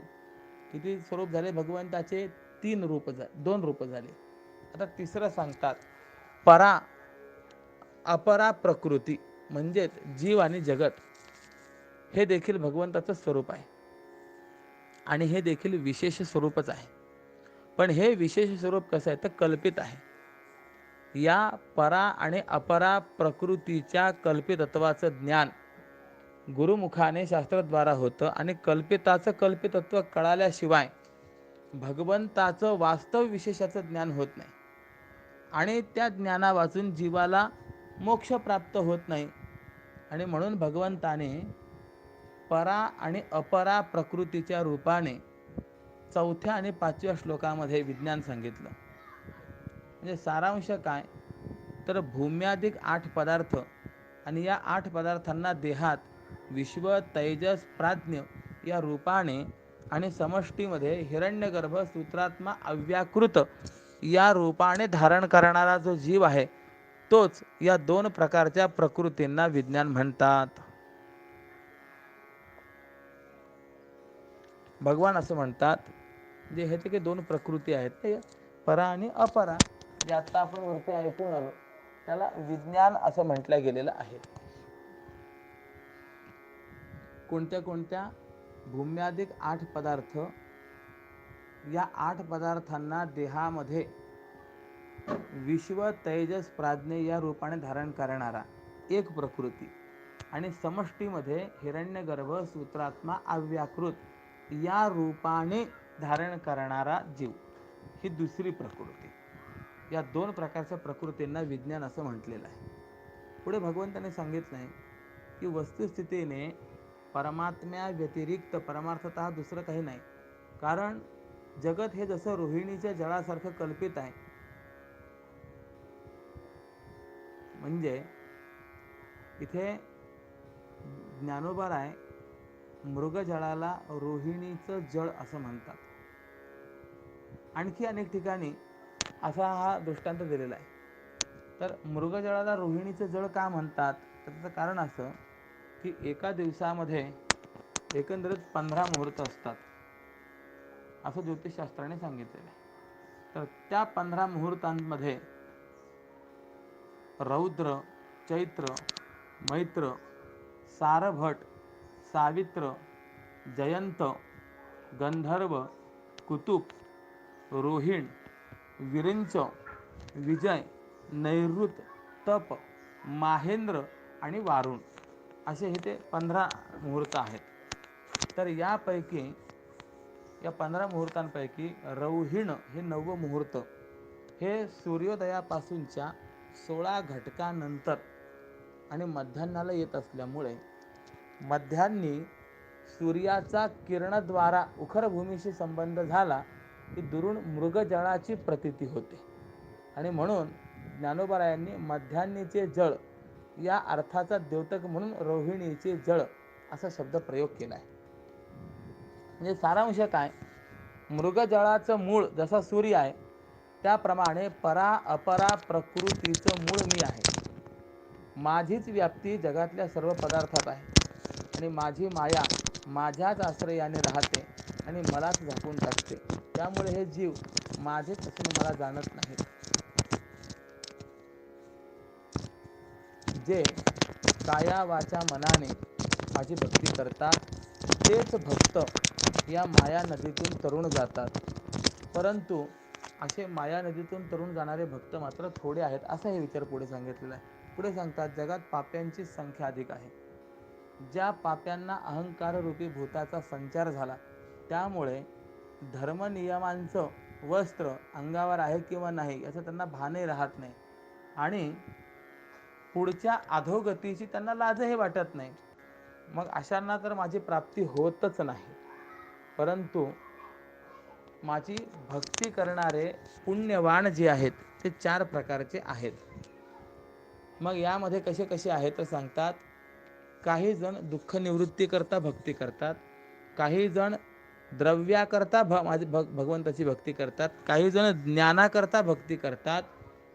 म्हणजे दुःख निवृत्ती करता भक्ती करणारा अर्थ, द्रव्याकरता भक्ती करणारा अर्थार्थी, ज्ञानाकरता भक्ती करणारा जिज्ञासू. आणि असे जे 3 प्रकारचे भक्त आहेत ना, हे नास्तिकांपेक्षा उदार आहेत.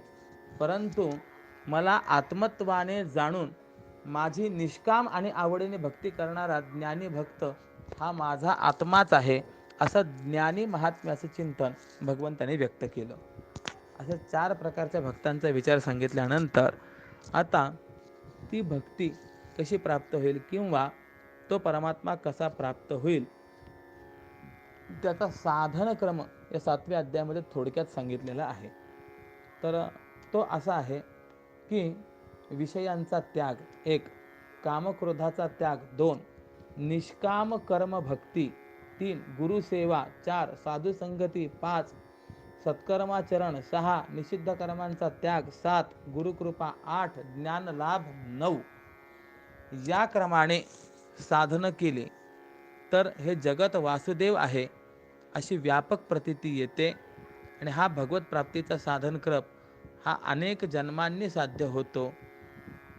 तो काही एकाच जन्मामध्ये हे सर्व साध्य होतं असं नाही, अनेक जन्मांनंतर हा क्रम साध्य होतो आणि त्यावेळेला सर्वत्र वासुदेवाची प्रतीती येते. आणि असे सर्वत्र वासुदेव प्रतीती असलेले जे महात्म्य आहेत हे फार दुर्लभ आहेत असा विचार मांडला. भक्ती करणारे तर पुष्कळ आहेत, परंतु निष्काम भक्ती करणारे फार अल्प आहेत. भोगाकरता भक्ती करणारे पुष्कळ आहेत आणि त्या परब्रह्माला परमात्म्याला सोडून अन्य देवतांची भक्ती करणारे हे पुष्कळ आहेत. परंतु तो परमात्मा भगवान श्रीकृष्ण म्हणतात की मी इतका उदार आहे की जो ज्या देवाची भक्ती करतो त्याची त्या देवाविषयी श्रद्धा मीच स्थिर करतो आणि त्याच्या भक्तीचं फळ मीच देतो. म्हणजे काय, देवाची भक्ती केली आणि ते फळ मिळालं की मग त्या देवाविषयी त्याची भक्ती स्थिर होते की नाही. हो, अमुक देवाची मी उपासना केली त्यामुळे मला हे असं प्राप्त झालं, यामुळे काय त्याची भक्ती त्या ठिकाणी स्थिर होते. भगवान म्हणतात की मीच ती भक्ती स्थिर करतो, त्या साधकाच्या भक्तीचं फळ मीच देतो. पण ते फळ कसं असतं तर नष्ट होणारं असतं. म्हणजे ऐहिक लोकातलं जरी फळ प्राप्त झालं तरी नष्ट होणारच आहे आणि पारलौकिक सुखभोग जरी प्राप्त झाले तरी ते नष्ट होणारच आहेत. जे भगवंताच्या स्वरूपाला यथार्थ रीतीने जाणतात त्यांनाच अविनाशी फळ प्राप्त होत असतं. परंतु त्या परमात्म्याच्या पारमार्थिक स्वरूपाला कोणी जाणत नाही. आणि का जाणत नाही तर याचं कारण सांगितलेलं आहे. अहंकार, शरीर, इच्छा, द्वेष, द्वंद्वमोह, आशा, असंतोष आणि विषयासक्ती या सर्वांचे परस्पर झालेले घनिष्ठ संबंध, यामुळे बहुतेक जीव हे संसारातच पडतात. ज्यांचं पाप गेलंय, जे द्वंद्वमोहमुक्त झाले तेच भगवंताचं भजन करतात, मोक्षाकरता प्रयत्न करतात आणि ते अधिकारी ब्रह्म 1, अध्यात्म 2, कर्म अधिभूत 3, कर्म 3, अधिभूत 4, अधिदैव 5 आणि अधियज्ञ 6 या भगवंताच्या समग्र स्वरूपासह त्या परमात्म्याला जाणतात आणि प्रयाण काळी देखील भगवंताच्याच ठिकाणी चित्त ठेवून ते योगयुक्त होतात. असा भगवंताने 29 आणि 30 या 2 श्लोकामध्ये ज्ञान विज्ञानाचा उपसंहार केला आणि ब्रह्मशब्दाने स्वरूपभूत ज्ञान, अध्यात्म शब्दाने जीव आणि कर्म जीव काय म्हणजे ब्रह्मशब्दाने स्वरूपभूत ज्ञान, अध्यात्म शब्दाने जीव आणि कर्म अधिभूतादी शब्दांनी भगवंतांनी विज्ञान सांगितलेलं आहे. असा ज्ञान विज्ञान अज्ञानाचा थोडक्यात विचार मांडला आणि पुढे ज्ञानोबराय म्हणाले की अर्जुनाला ब्रह्म, अध्यात्म इत्यादी शब्दांचा अर्थ अनवधानतेमुळे कळाला नाही. बऱ्याच वेळेला आपल्याला असं वाटतं की सांगितलंय खरी, परंतु नेमकं काय ते कळालं नाही आहे. म्हणून त्या अर्जुनाने या ब्रह्म, अध्यात्म, कर्म, अधिभूत, अधिदैव, अधियज्ञ इत्यादी शब्द जे आहेत त्या शब्दांच्या अर्थासंबंधी प्रश्न केले आहेत आणि या प्रश्नांचे उत्तर भगवान श्रीहरी जे देणार आहेत तेच 8व्या अध्यायामध्ये नागरी भाषेमध्ये निरूपण केले जातील असं ज्ञानोबरायांनी एकंदरीत सांगून या 7व्या अध्यायाची सांगता केलेली आहे. असं 7व्या अध्यायाचं असलेलं हे थोडक्यात असलेलं सिंहावलोकन आहे. पुढे अनेक विचार आपल्याला येणार आहेत. या 8व्या अध्यायाचा आरंभ आता आपण करणार आहोत. श्रीमत अभंग ज्ञानेश्वरी अध्याय 8. अर्जुन उवाच किं तद्ब्रह्म किमध्यात्मं किं कर्म पुरुषोत्तम अधिभूतं च किं प्रोक्त मधिदैवं किमुच्यते. अर्जुन म्हणतो, हे पुरुषोत्तमा, ते ब्रह्म म्हणजे काय आहे, अध्यात्म म्हणजे काय आहे, कर्म म्हणजे काय, अधिभूत कशाला म्हणावं आणि अधिदैव कशाला म्हटलं जातं हे सांगा. मग म्हणे पार्थ ऐकिले का देवा, पुसिला सांगावा अभिप्राय. म्हणजे भगवा अर्जुन म्हणतो, देवा मी जे विचारलंय त्याचं निरूपण करा. काय विचारतोस तर कवण ते ब्रह्म कर्म ऐसे नाम कोणासी ते. ब्रह्म म्हणजे काय, कर्म कशाचं नाव आहे आणि अध्यात्म ज्याला म्हणतात ते काय आहे, अधिभूत ते कसं असतं, या विषयामध्ये अधिदैव ते कोण आहे हे मी स्पष्ट समजू शकेल या पद्धतीने सांगा. अधियज्ञ कथं कोत्र देहेस्मिन् मधुसूदन प्रयाण काले च कथं ज्ञेयोसी नियतात्मभिः. म्हणजे हे मधुसूदना, या विषयांपैकी या देहामध्ये अधियज्ञ कोण आहे त्याचं कोणत्या प्रकाराने चिंतन करावं. मरणकाली समाहित चित्त झालेल्या पुरुषाकडून तू कोणत्या प्रकारे जाणण्यास योग्य आहेस हे सांग. म्हणजे आपण मागच्या अध्यायामध्ये पाहून आलो ना की एकंदरीत 6-7 गोष्टी भगवंताने अर्जुनाला सांगितल्या आणि अर्जुन मात्र अनवधानाने थोडासा मागे राहिला होता. त्यामुळे भगवंताने ज्या पारिभाषिक संज्ञा सांगितल्या त्या पारिभाषिक संज्ञांचा अर्थ अर्जुनाला व्यवस्थित रीतीने उमगलेला नव्हता. अर्जुनाने त्याच विषयी प्रश्न विचारलेले आहेत. अधियज्ञ काय कोण तो ह्या देही कळे नाही ही काही अनुमाने ओळखिते कैसी सांगा तुम्हा लागे स्थिरचित्त योगी अंतकाळी. सांगतात की देवा, अधियज्ञ म्हणजे काय आहे, या देहात तो कोण आहे आणि या गोष्टी अनुमानाला किंवा दृष्टीला म्हणजे प्रत्यक्ष प्रमाणांना काही विषय होत नाही. प्रत्यक्षानेही कळत नाहीये आणि त्याविषयी तर्क लावून पाहिला, अनुमान लावून पाहिलं तरी त्याने देखील काही कळत नाहीये. बर देवा, जो एकाग्र चित्त असलेला पुरुष आहे, म्हणजे जो योगी आहे, त्या योग्याकडनं देहावसानाच्या वेळी तू कसा जाणला जातोस, ते जाणणं कसं घडतं, हे सारंगपाणी हा संपूर्ण विषय मला ऐकवा.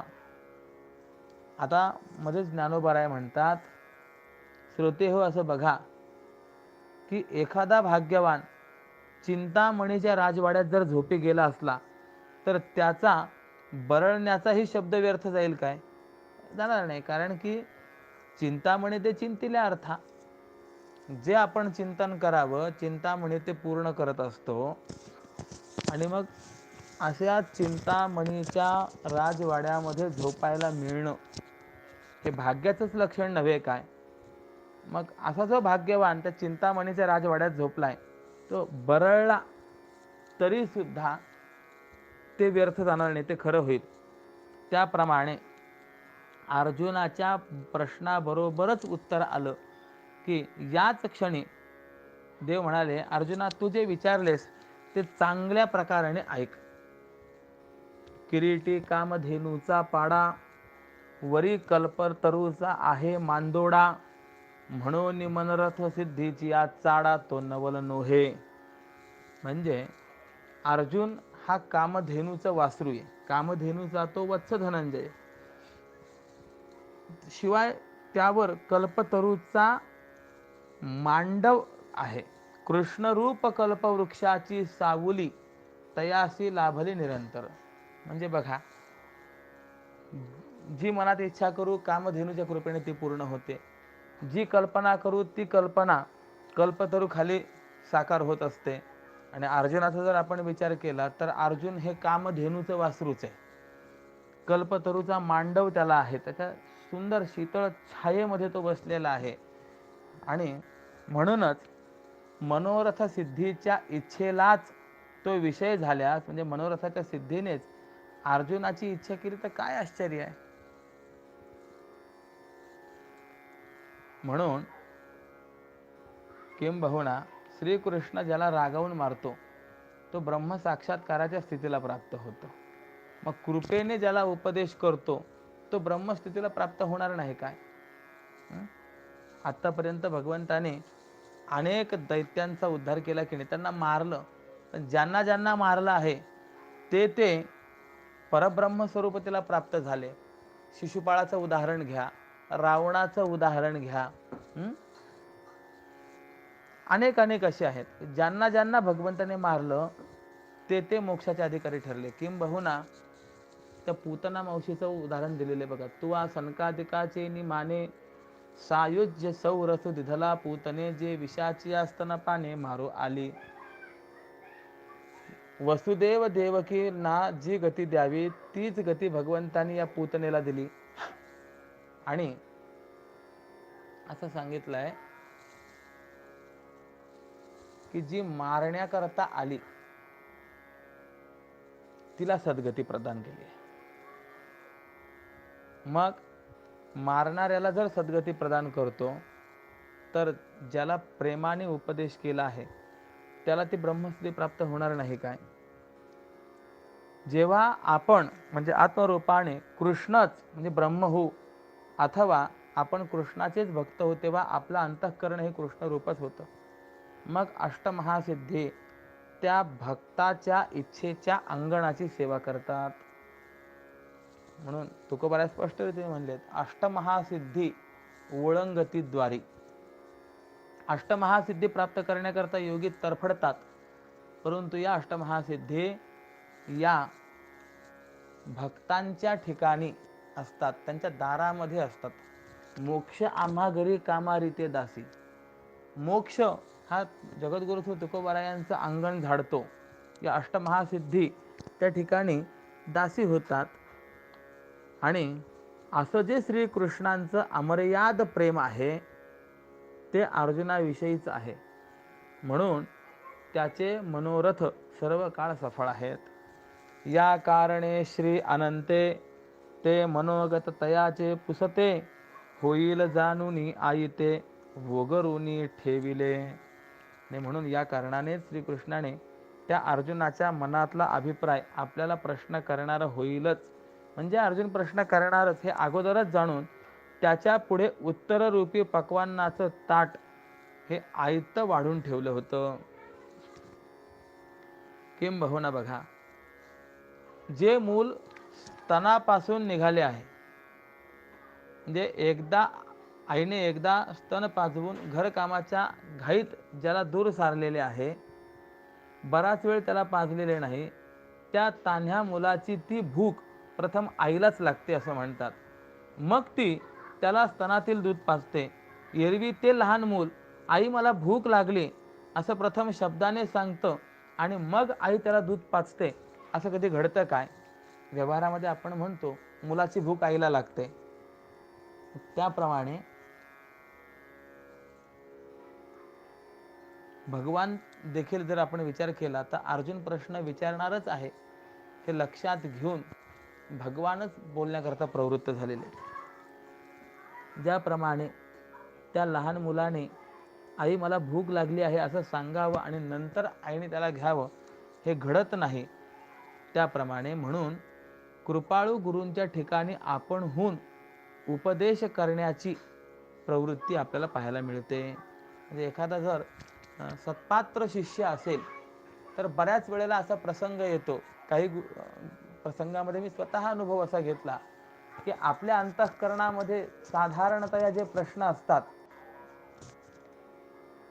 सद्गुरू ते जाणतात बस, आणि बसवलं बोलायला सुरुवात करतात की आपल्या अंतःकरणातल्या त्या प्रश्नांची उकल व्हायला लागते.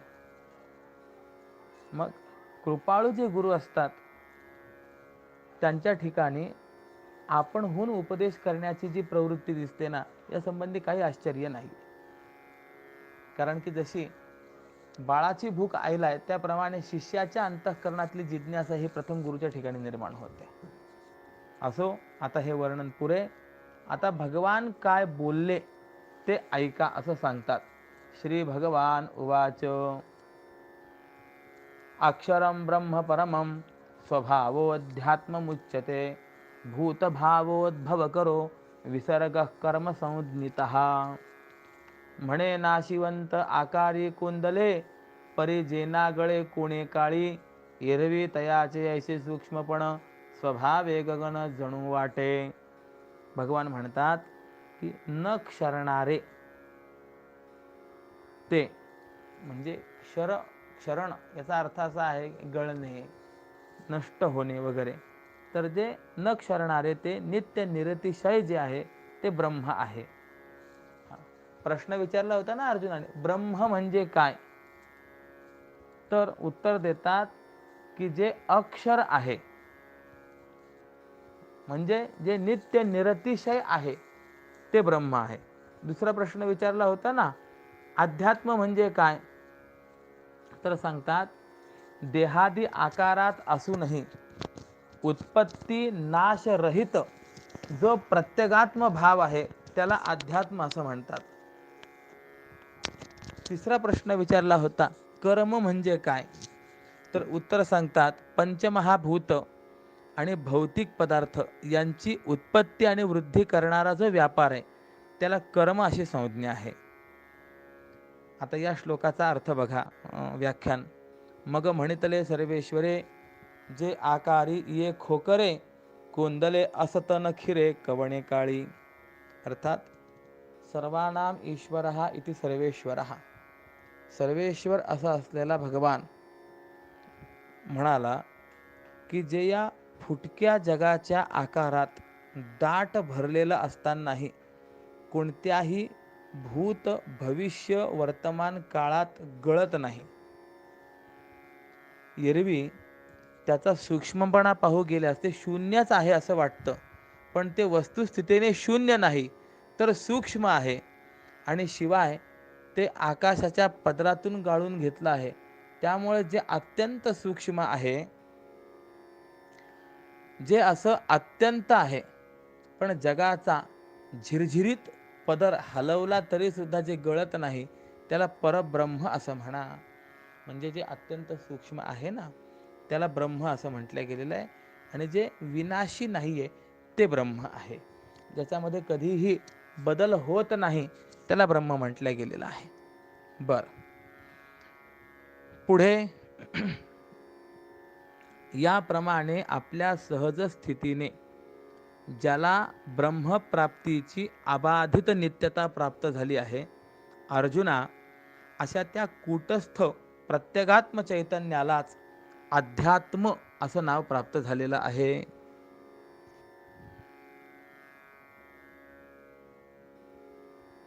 जन्मता आकार न जन्मे त्या संगे, सर्वथा न भंगे लोपता तो. म्हणजे आकाराचा जन्म झाला तरी ज्याचा जन्म नाही, आणि आकाराचा नाश झाला तरी ज्याचा नाश नाही. आणि अशा पद्धतीने ब्रह्माचा त्या नित्य सहज स्वभाव, या पद्धतीने आपल्या सहज स्थितीने ज्याला ब्रह्मप्राप्तीची अबाधित नित्यता प्राप्त झाली, त्या कूटस्थ प्रत्यगात्म चैतन्यालाच अध्यात्म हे नाव दिले गेलेलं आहे. मग गगनी जेवी निर्मळे, नेणो कैची एक वेळे, उठती घनपटळे नाना वर्णे.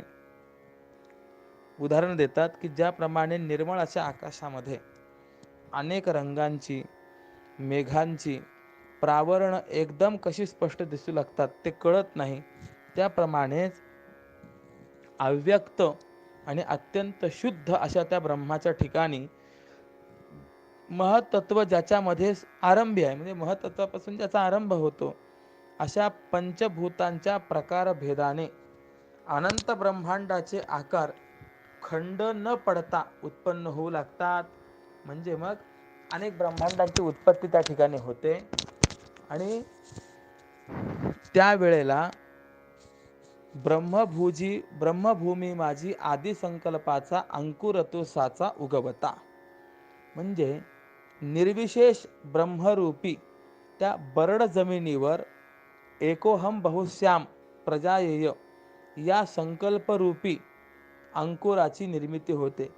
म्हणजे मी एकटा आहे, मी प्रजारूपाने बहु व्हावं असा संकल्प त्या ठिकाणी अंकुरित होतो, आणि असा संकल्प अंकुरित झाल्याबरोबर त्या अनेक ब्रह्मांडांचे आकार हे जोमाने बहरून येतात. ब्रह्मगोलकांचे असंख्य आकार सवेची साचार प्रकटती.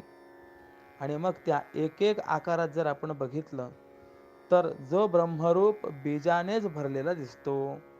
म्हणजे तो आकार जो आहे ना, तो ब्रह्मरूप बीजाने भरलेला दिसतो. त्याच्यामध्ये ब्रह्माशिवाय अन्य दुसरं काहीच नाही.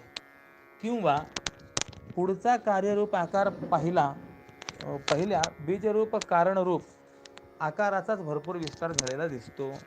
म्हणजे पुढचा जो काही कार्यरूप आकार आहे तर तो कशाचा आहे, तर पहिलं जे बीजरूप म्हणजे कारणरूप आकार आहे त्याचाच विस्तार आहे असं आपल्याला दिसतं. म्हणजे सारांश काय आहे, तर जगामध्ये एका बीजरूप आकारातून दुसरा आकार जन्माला आलेला दिसतो. आणि या ब्रह्मांडामध्ये किती जीव जन्मतात आणि किती मरतात त्याची तर संख्यासुद्धा आपल्याला करता येणार नाही. म्हणजे पुढे काय होतं, प्रथम परमात्मा एकोहम बहुश्याम प्रजाये, मी एकटा आहे प्रजारूपाने बहु व्हावं असा संकल्प करतो. या संकल्पाबरोबर अनेक ब्रह्मांड त्या ठिकाणी निर्माण होतात. आणि मग त्या ब्रह्मांडामध्ये बीजरूपाने पाहिलं तर ब्रह्मरूपच दिसतं. आणि पुढे काय होतं की एका आकारापासून दुसरा आकार, दुसऱ्या आकारापासून तिसरा आकार, असं ते पुढे पुढे पुढे पुढे वाढत जातं. आणि अशी मग संख्या किती आहे तर काही सांगता येत नाही. अनंत मरतात, अनंत जन्माला येतात. मग अगणित आदी संकल्पास ब्रह्मगोलकांश जन्म देती, असो ऐसा वाढे सृष्टीचा विस्तार, अर्जुना साचार बहुवस. मग तो ईश्वराचा आदी संकल्प म्हणजे एकोहम बहुश्याम प्रजाये हा जो आदी संकल्प आहे तो ब्रह्मगोलकांच्या अंशातील अंश. म्हणजे सुरुवातीला चतुर्दश भुवनासारखे लहान लहान भाग निर्माण होतात. आता बघा, हा पृथ्वी लोकच जर आपण पाहिला तर किती मोठा आहे, परंतु तो लहान लहान भाग आहे असं म्हणतात, अंशांश असं म्हटलेलं आहे. फक्त अंश नाही, अंशाचाही अंश असं म्हणलेलं आहे. अत्यंत लहान लहान भाग निर्माण होतात आणि मग त्या लहान भागात पुन्हा लहान लहान भाग असे राष्ट्र, प्रांत, पुर, नगर, गाव, घरं इत्यादी निर्माण होत असतात. याप्रमाणे अंशातील अंश अमर्याद निर्माण होतात आणि अशी पुष्कळच सृष्टी वाढते. बघा, एक पृथ्वीलोक, या पृथ्वीलोकावरती किती देश आहेत व काहीतरी 144 काहीतरी देश आहेत की आणखी काही असतील, मला त्यातलं एवढं विशेष कल्पना नाही. अनेक देश आहेत. म्हणजे पृथ्वीच मुळामध्ये चतुर्दश भुवनामधला एक अंश. आता या चतुर्दश भुवनामधला जो एक अंश, या अंशावरती जेवढे देश असतील तेवढे छोटे छोटे अंश. बरं, त्या देशामध्ये पुन्हा जिल्हे आहेत, तालुके आहेत, गाव आहेत, घरं आहेत, हे त्यातले त्यात पुन्हा छोटे छोटे छोटे छोटे बारीक बारीक अंश. मग असा जर आपण विचार केला तर अंशातला अंश, अंशातला अंश, अशी निर्मिती किती आहे तर अमर्याद निर्मिती आहे. आणि अशा पद्धतीने पुष्कळ सृष्टी वाढते. भगवान म्हणतात पण हे असो, परंतु इतक्यातही नानात्वामध्ये स्वगत, म्हणजे इतक्या नानात्वातही, म्हणजे इतक्या वेगवेगळ्यापणातही स्वगत सजातीय आणि विजातीय भेदा वाचून एक परमात्माच भरलेला आहे. नानात्वाचा जसा पूर यावा तसं काही चेतन पदार्थात तर काही अचेतन पदार्थात जाती, गुण, क्रिया, संज्ञा यांचं साम्य आहे तर काही वैषम्यही आहे. पण हे साम्य आणि वैषम्य कोणत्या पदार्थात किती प्रमाणात व कशा स्वरूपाचं आहे ते पूर्णपणाने जाणलं जात नाही. म्हणजे ही चराचरांची रचनाच मुळात मिथ्या झाली आहे आणि पाहू गेल्यास उत्पन्न होणाऱ्या जरायुजादी योनींचे लक्षावधी प्रकार दिसून येतात. ही फारच गंमत आहे. आपण जगामध्ये कुठेही जरी पाहिलं तर एकत्व आपल्याला पाहायला मिळतं का हो? नाही, तर नानात्व आपल्याला पाहायला मिळतं, म्हणजे वेगवेगळेपणा आपल्याला पाहायला मिळतो. परंतु या वेगवेगळेपणामध्ये सुद्धा असं सांगतात की ते परब्रह्म परमतत्व जे आहे तर ते कसं आहे,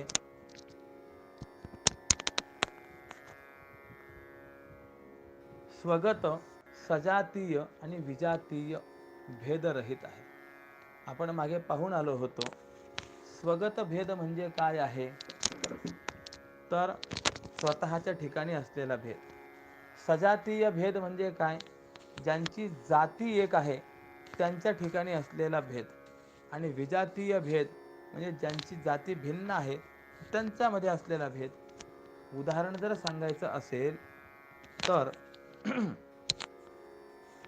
पानं, फळं, फुलं, फांद्या हा झाडाचा असलेला स्वगत भेद आहे. एक लिंबाचं झाड, एक आंब्याचं झाड, एक वडाचं झाड, एक पिंपळाचं झाड, हे सजातीय भेद आहेत. कारण की या सर्वांमध्ये वृक्षत्व जाती आहे ही समान आहे. आणि दगड असेल, झाड असेल, यांच्यामध्ये विजातीय भेद आहे. कारण की यांची जाती वेगळी आहे. झाडामध्ये वृक्षत्व जाती आहे तर दगडामध्ये पाषाणत्व ही जाती आहे, म्हणजे हा विजातीय भेद आहे. परंतु जगामध्ये जर आपण विचार केला तर इतकं नानात्व आहे, पण एवढं नानात्व असताना सुद्धा स्वगत सजातीय विजातीय भेदा वाचून यत्र तत्र सर्वत्र तो परमात्माच भरलेला आहे हे आपल्याला पाहायला मिळतं.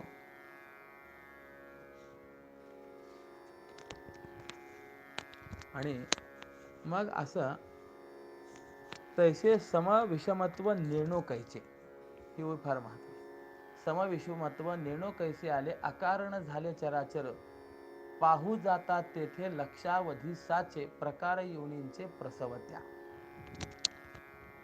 मग या ठिकाणी पदार्थ जे आहेत तर हे काही चेतन आहेत आणि काही अचेतन आहेत. मग या पदार्थांमध्ये काही गोष्टींमध्ये साम्य आहे तर काही गोष्टींमध्ये वैषम्य आहे. कोणत्या कोणत्या गोष्टींमध्ये? तर जाती, गुण, क्रिया, संज्ञा यांच्यामध्ये साम्य आहे काही पदार्थांमध्ये, तर काही वैषम्यही आहे. परंतु हे साम्य आणि वैषम्य कोणत्या पदार्थात किती प्रमाणात आणि कशा स्वरूपाचं आहे हे पूर्णपणाने कुणालाही जाणलं जात नाही.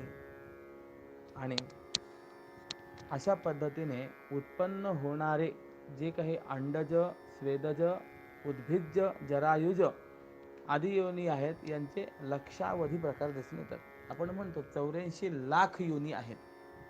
उद्याला मी या 84 लाख योनी कशा आहे याचाही विचार सांगणार आहे आणि त्याबरोबर एक स्वतंत्र अर्धा तासामध्ये कर्म, अकर्म, विकर्म किंवा अन्य जे काही प्रश्न आलेले होते त्यांचंही उत्तर देणार आहे. आणि मग असे जे काही लक्षावधी प्रकार या योनींचे दिसून येतात त्या प्रत्येक योनीमध्ये जीवस्वरूपाच्या अवांतर पालव्या किती विस्तारल्या आहेत याची तर गणनाच करता येत नाही. आणि हे सर्व कोण निर्माण करतो हे पाहू जर गेलं तर या सर्वांचं मूळ जे आहे ते शून्य, निर्विशेष, अव्यक्त परब्रह्म आहे असं आपल्याला लक्षात येतं. म्हणून या ब्रह्मांडाचा मूळ करता दिसत नाही आणि परिणामी कारण म्हणजे प्रयोजन फळही असत नाही. केवळ आदि अंता वाचून मध्यंतरी कार्यच तेवढं स्वभावतः वाढू लागतं. असा कर्त्या वाचून आणि फला वाचून निराकार परब्रह्माच्या अधिष्ठानावर हा प्रत्यक्षाला विषय होणारा जो विश्वाकार व्यापार उत्पन्न होतो त्याला कर्म असं म्हणतात. म्हणजे पहा, जे काही प्रश्न विचारण्यात आलेले आहेत ना, ब्रह्म म्हणजे काय तर ते आपण ऐकलं. मग अध्यात्म म्हणजे काय ते आपण ऐकलं. आता कर्म म्हणजे काय तर त्याचा विचार या ठिकाणी सांगितला की कर्त्या वाचून आणि फला वाचून निराकार परब्रह्माच्या अधिष्ठानावर हा प्रत्यक्षाला विषय होणारा जो विश्वाकार व्यापार उत्पन्न होतो त्याला कर्म असं म्हणतात.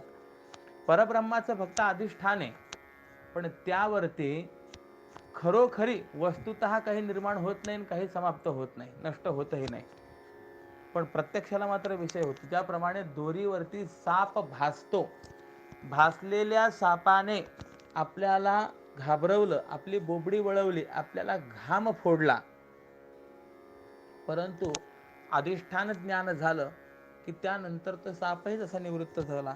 त्याप्रमाणे मग त्या ठिकाणी जो साप निर्माण झाला त्या सापाचा कोणी करता आहे का? नाही. आणि त्या सापाला काही फळ आहे का? तर तेही नाही आहे. जसा कर्त्या वाचून आणि फला वाचून तो प्रत्यक्ष विषय होतो त्याप्रमाणे हे विश्व देखील अधिष्ठानभूत असलेल्या परब्रह्माच्या अधिष्ठानावरती कर्त्या वाचून फला वाचून उत्पन्न होतं. आणि असा जो काही विश्वाकार व्यापार उत्पन्न होतो त्यालाच कर्म असं म्हटलं गेलेलं आहे. म्हणून बघा, कर्त्या विण पाही अव्यक्ताचे ठाई भासमान होई आकार हा ऐसा जो व्यापार तया पंडूस होता बोलती तत्वता कर्म ऐसे. आता आपल्याला 3 प्रश्नांची उत्तर मिळाली ना. ब्रह्म म्हणजे काय, अध्यात्म म्हणजे काय आणि कर्म म्हणजे काय.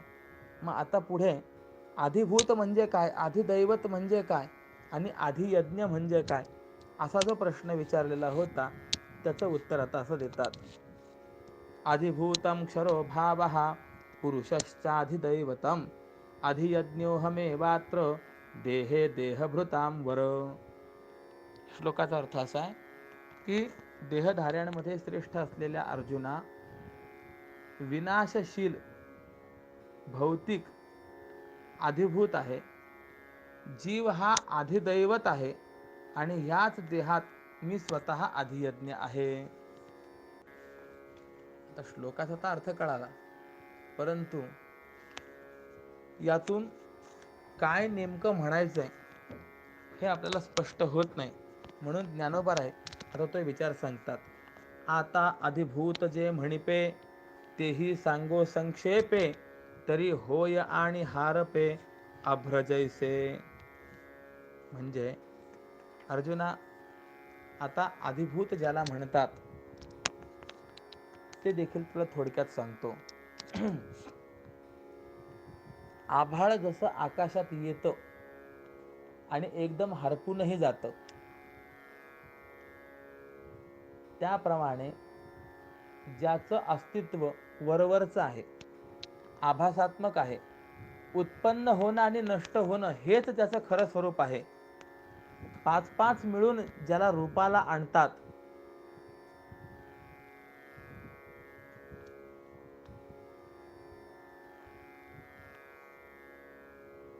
म्हणजे पंचमहाभूतांच्या आश्रयाने जे असतं, पंचमहाभूतांच्या संयोगाने जे दिसतं, पंचमहाभूतांच्या वियोगाने जे नष्ट होतं, नाम आणि रूप हे दोन ज्याच्या सुरुवातीलाच गणले जातात आणि संबंध, जाती, क्रिया व परस्पर भेद असं जे आहे त्याला क्षरतत्व म्हणतात, किंवा हे ते क्षरतत्व आहे आणि त्यालाच अधिभूत असं म्हणावं.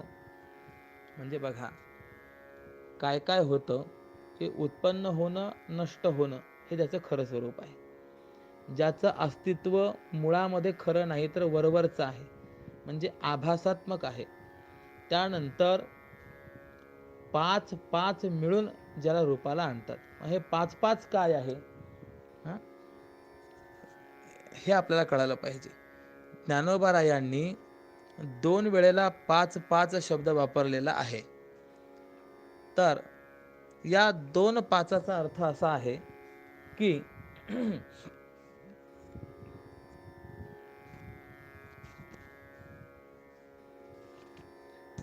पहिला 5 शब्द म्हणजे संख्यावाचक विशेषण आणि दुसरा 5 शब्द हा रूढीवृत्तीने संज्ञार्थक, म्हणून 5 महाभूत असा त्याचा अर्थ आहे.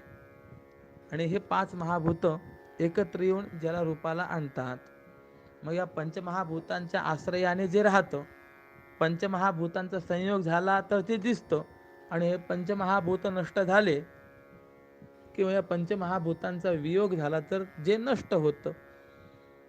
बर, ज्याच्यामध्ये पुन्हा नाम आणि रूप यांच्यापासून गणना होते, कारण की पंचरशीमध्ये असं सांगितलेलं आहे, अस्ति भाती प्रियम रूपम नाम चेत्यांश पंचकम आद्यत्रयम ब्रह्मरूपम जगद्रूपम तत्वद्वयम. अस्ति भाती प्रिय हे 3 ब्रह्मरूप आहेत, नाम आणि रूप हे 2 जगाचे अंश आहेत. मग नाम आणि रूपाने ज्यांची सुरुवात केली जाते, असे संबंध, जाती, क्रिया आणि परस्पर भेद हे जे आहेत हे क्षरतत्व आहेत आणि त्यालाच अधिभूत म्हणतात. मग अधिभूताची व्याख्या आपल्याला कळाली ना. विस्ताराने आपल्याला अधिभूत मी या अध्यायाच्या सिंहावलोकनामध्ये सांगणार आहे. किंबहुना मी थोडासा यावरती विचारही केला आहे. तर प्रथम आपण अभंग ज्ञानेश्वरीचे जे अभंग आहेत त्यानुसार 8वा अध्याय पूर्ण करून घेऊ आणि यानंतर या 8व्या अध्यायामध्ये जे जे काही चिंतनीय मुद्दे व्यक्त केले गेलेले आहेत त्या चिंतनीय मुद्द्यांचा विशेष विचार विशेष प्रवचनामध्ये, निरूपणामध्ये आपण करूया. कारण की पुढे 2 मार्ग वगैरे आलेले आहेत, या धूम्रयान, अर्चिरादी मार्ग वगैरे, त्यांचं देखील खूप चिंतन करण्यासारखं आहे. यामुळे या अध्यायाला देखील आपण थोडासा अधिक न्याय देण्याचा प्रयत्न करणार आहोत. बरं, पुढे सांगतात, जो देहादी प्रकृतीने संपादन केलेले भोग भोगतो आणि या देहरूपी पुरीमध्ये शयन करतो त्या क्षरजीवाला अधिदैवत असं म्हटलेलं आहे. म्हणजे थोडक्यात शरीराला अधिभूत म्हणायचं आणि शरीरामध्ये शयन करणाऱ्या जीवाला अधिदैवत म्हणायचं. थोडक्यात व्याख्या, शरीर म्हणजे अधिभूत आणि जीव म्हणजे अधिदैवत. बर, जो मनबुद्धीत असणाऱ्या ज्ञानाचा प्रकाशक डोळा आहे, जो इंद्रियरूपी देशाचा द्रष्टा स्वामी आहे, जो देहावसानाच्या वेळी संकल्परूपी पक्षी राहण्याचा वृक्ष आहे, जो मुळात परमात्माच आहे, परंतु तो परमात्म्याहून भिन्न आहे असं वाटतं.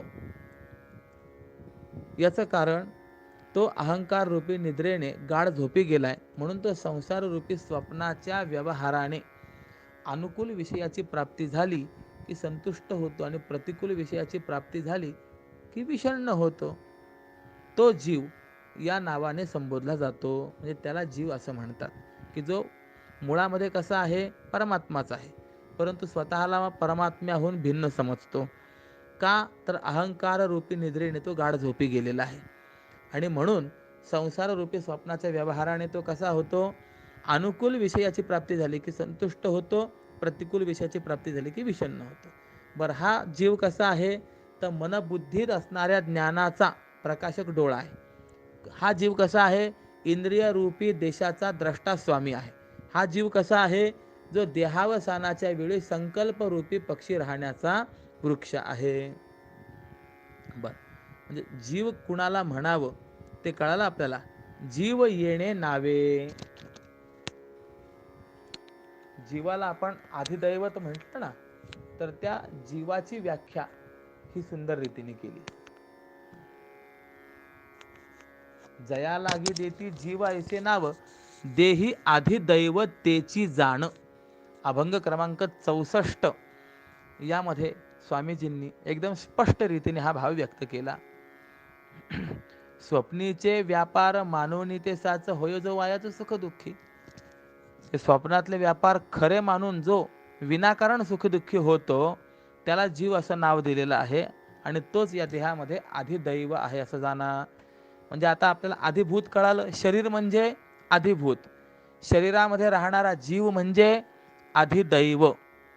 बर, आता पुढे सांगतात, जे चैतन्य पंचायतनात मुख्य आहे, जसे पूजातंत्रामध्ये विष्णू, शिव, गणेश, सूर्य आणि देवी या पंचायतनामध्ये विष्णू मुख्य दैवत आहे, किंवा शिव, विष्णू, गणेश, सूर्य आणि देवी या चैतन्य पंचायतनात शिव मुख्य दैवत आहे, त्याप्रमाणे जीव 1, देह 2, प्राण 3, मन 4 आणि बुद्धी 5 या पंचायतनामध्ये जीव हे चैतन्य मुख्य आहे, म्हणून ते अधिदैवत आहे असं माना.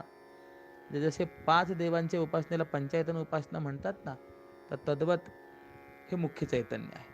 बर, जिथे देवयज्ञ, तपोयज्ञ, योगयज्ञ, नामजपयज्ञ, ज्ञानयज्ञ केले जातात, त्या याच मनुष्य शरीररूपी गावात जो यज्ञभोक्ता, यज्ञ फलदाता, यज्ञाभिमानी विष्णू नावाचा परमदेव राहतो आणि आपल्या भक्तांच्या शरीराभिमानाची निवृत्ती करतो, तो मीच अधियज्ञ आहे असं या प्रकरणामध्ये जाणा. म्हणजे आता शेवटचा प्रश्न आला का, अधियज्ञ कोण, तर तो परमात्मा म्हणजे तोच अधियज्ञ आहे की ज्याचे अनेक यज्ञ केले जातात या शरीराच्या ठिकाणी. आणि यज्ञाचा भोक्ता, यज्ञाचा फलदाता आणि यज्ञाभिमानी जो देव आहे तोच अधियज्ञ आहे असं सांगितलेलं आहे. मग इतर जे अधिदैव, अधिभूत आहेत ते सर्व खरोखर मद्रूपच आहेत, परंतु 15 दराचे सोने हिनवट धातूत मिश्रित झाले तर ते हिनकस होत नाही काय, ते तसं हिनकस होतं त्याप्रमाणे हा जीवात्मा देखील मुळामध्ये परब्रह्म स्वरूपच आहे, परंतु त्याचा प्रकृतीशी अर्थात मायेशी संबंध झाल्यामुळे त्याला मलिनता प्राप्त झालेली आहे. म्हणून सांगतात, तरी ते पंधरेपण न मिळे आणि किडाळाची याही अंशान मिळे, परी जव असे तयाची नि मिळे तव साकेची म्हणजे. म्हणजे तरी सुद्धा त्याचा सोनेपणा मलिन होत नाही आणि ते इतर हिनवट धातूच्या एका अंशाशीही एकरूप होत नाही. तरी पण जोपर्यंत ते इतर धातूंनी मिश्रित असतं तोपर्यंत ते हिणकसच जसं म्हटलं जातं तैसे त्याप्रमाणे अधिभूतादि आघवे हे अविद्येचे निपालवे, झाकले तव मानावे वेगळे ऐसे. त्याप्रमाणे आधिभूताती जे 6 पदार्थ आहेत ते सर्व अविद्येच्या पदराने झाकलेले आहेत. त्यामुळे जोपर्यंत त्यांचं अज्ञान आहे तोपर्यंत ते माझ्यापेक्षा वेगळे आहेत असं समजा. भगवंताने हा विचार मांडलेला आहे. आता हे आवरण कसं आहे एवढा फक्त विचार मांडतो आणि आज प्रवचन थांबवतो. तर एक, ब्रह्मावर अविद्येचं आवरण आहे म्हणून ब्रह्म अक्षर आहे हे कळत नाही. 2, अध्यात्मावर आवरण आहे म्हणून अक्षर ब्रह्म देहात प्रत्यगात्मक रूपाने असंग साक्षी रूपाने आहे हे कळत नाही. 3, कर्मावर आवरण आहे म्हणून विश्वोत्पादक व्यापार हे कळत नाहीत. 4, आधिभूतावर आवरण आहे म्हणून विश्वाचे नामरूपाधिक्षर विनामूळ आहेत आणि अक्षर ब्रह्माच्या ठिकाणी नामरूपाधिकांचा अत्यंत अभाव आहे हे कळत नाही. 5, आधिदैवावर आवरण आहे म्हणून जीवाचे ब्रह्मरूपाने ज्ञान होत नाही. आणि 6, आधियज्ञावर आवरण आहे म्हणून जीव, ईश्वर, इंद्रादी देवता, मुक्त पुरुष हे ब्रह्मरूप असल्याचं कळत नाही. आता हे जी काही 6 आवरण आहेत ना, तर या 6 आवरणांचा विचार आणि पुढील विचार हा उद्याच्या सत्रामध्ये मी व्यक्त करेन. आजचं हे वाङ्मयीन पुष्प स्वामीजींच्या चरणारविंदी समर्पित करून माझ्या वाक्प्रपंचाला या ठिकाणी मी पूर्ण विराम देतो. ओम पूर्णमदः पूर्णमिदं पूर्णात् पूर्णमुदच्यते पूर्णस्य पूर्णमादाय पूर्णमेवावशिष्यते. ओम शांतिः शांतिः शांतिः. पुंडलीक वरदा हरि विठ्ठल श्री ज्ञानदेव तुकाराम पंढरीनाथ भगवान की जय. माऊली ज्ञानेश्वर महाराज की जय. जगद्गुरु श्री तुकाराम महाराज की जय. श्रीमद सच्चिदानंद स्वामी स्वरूपानंद महाराज की जय. ओम राम कृष्ण हरी. ॐ राम कृष्ण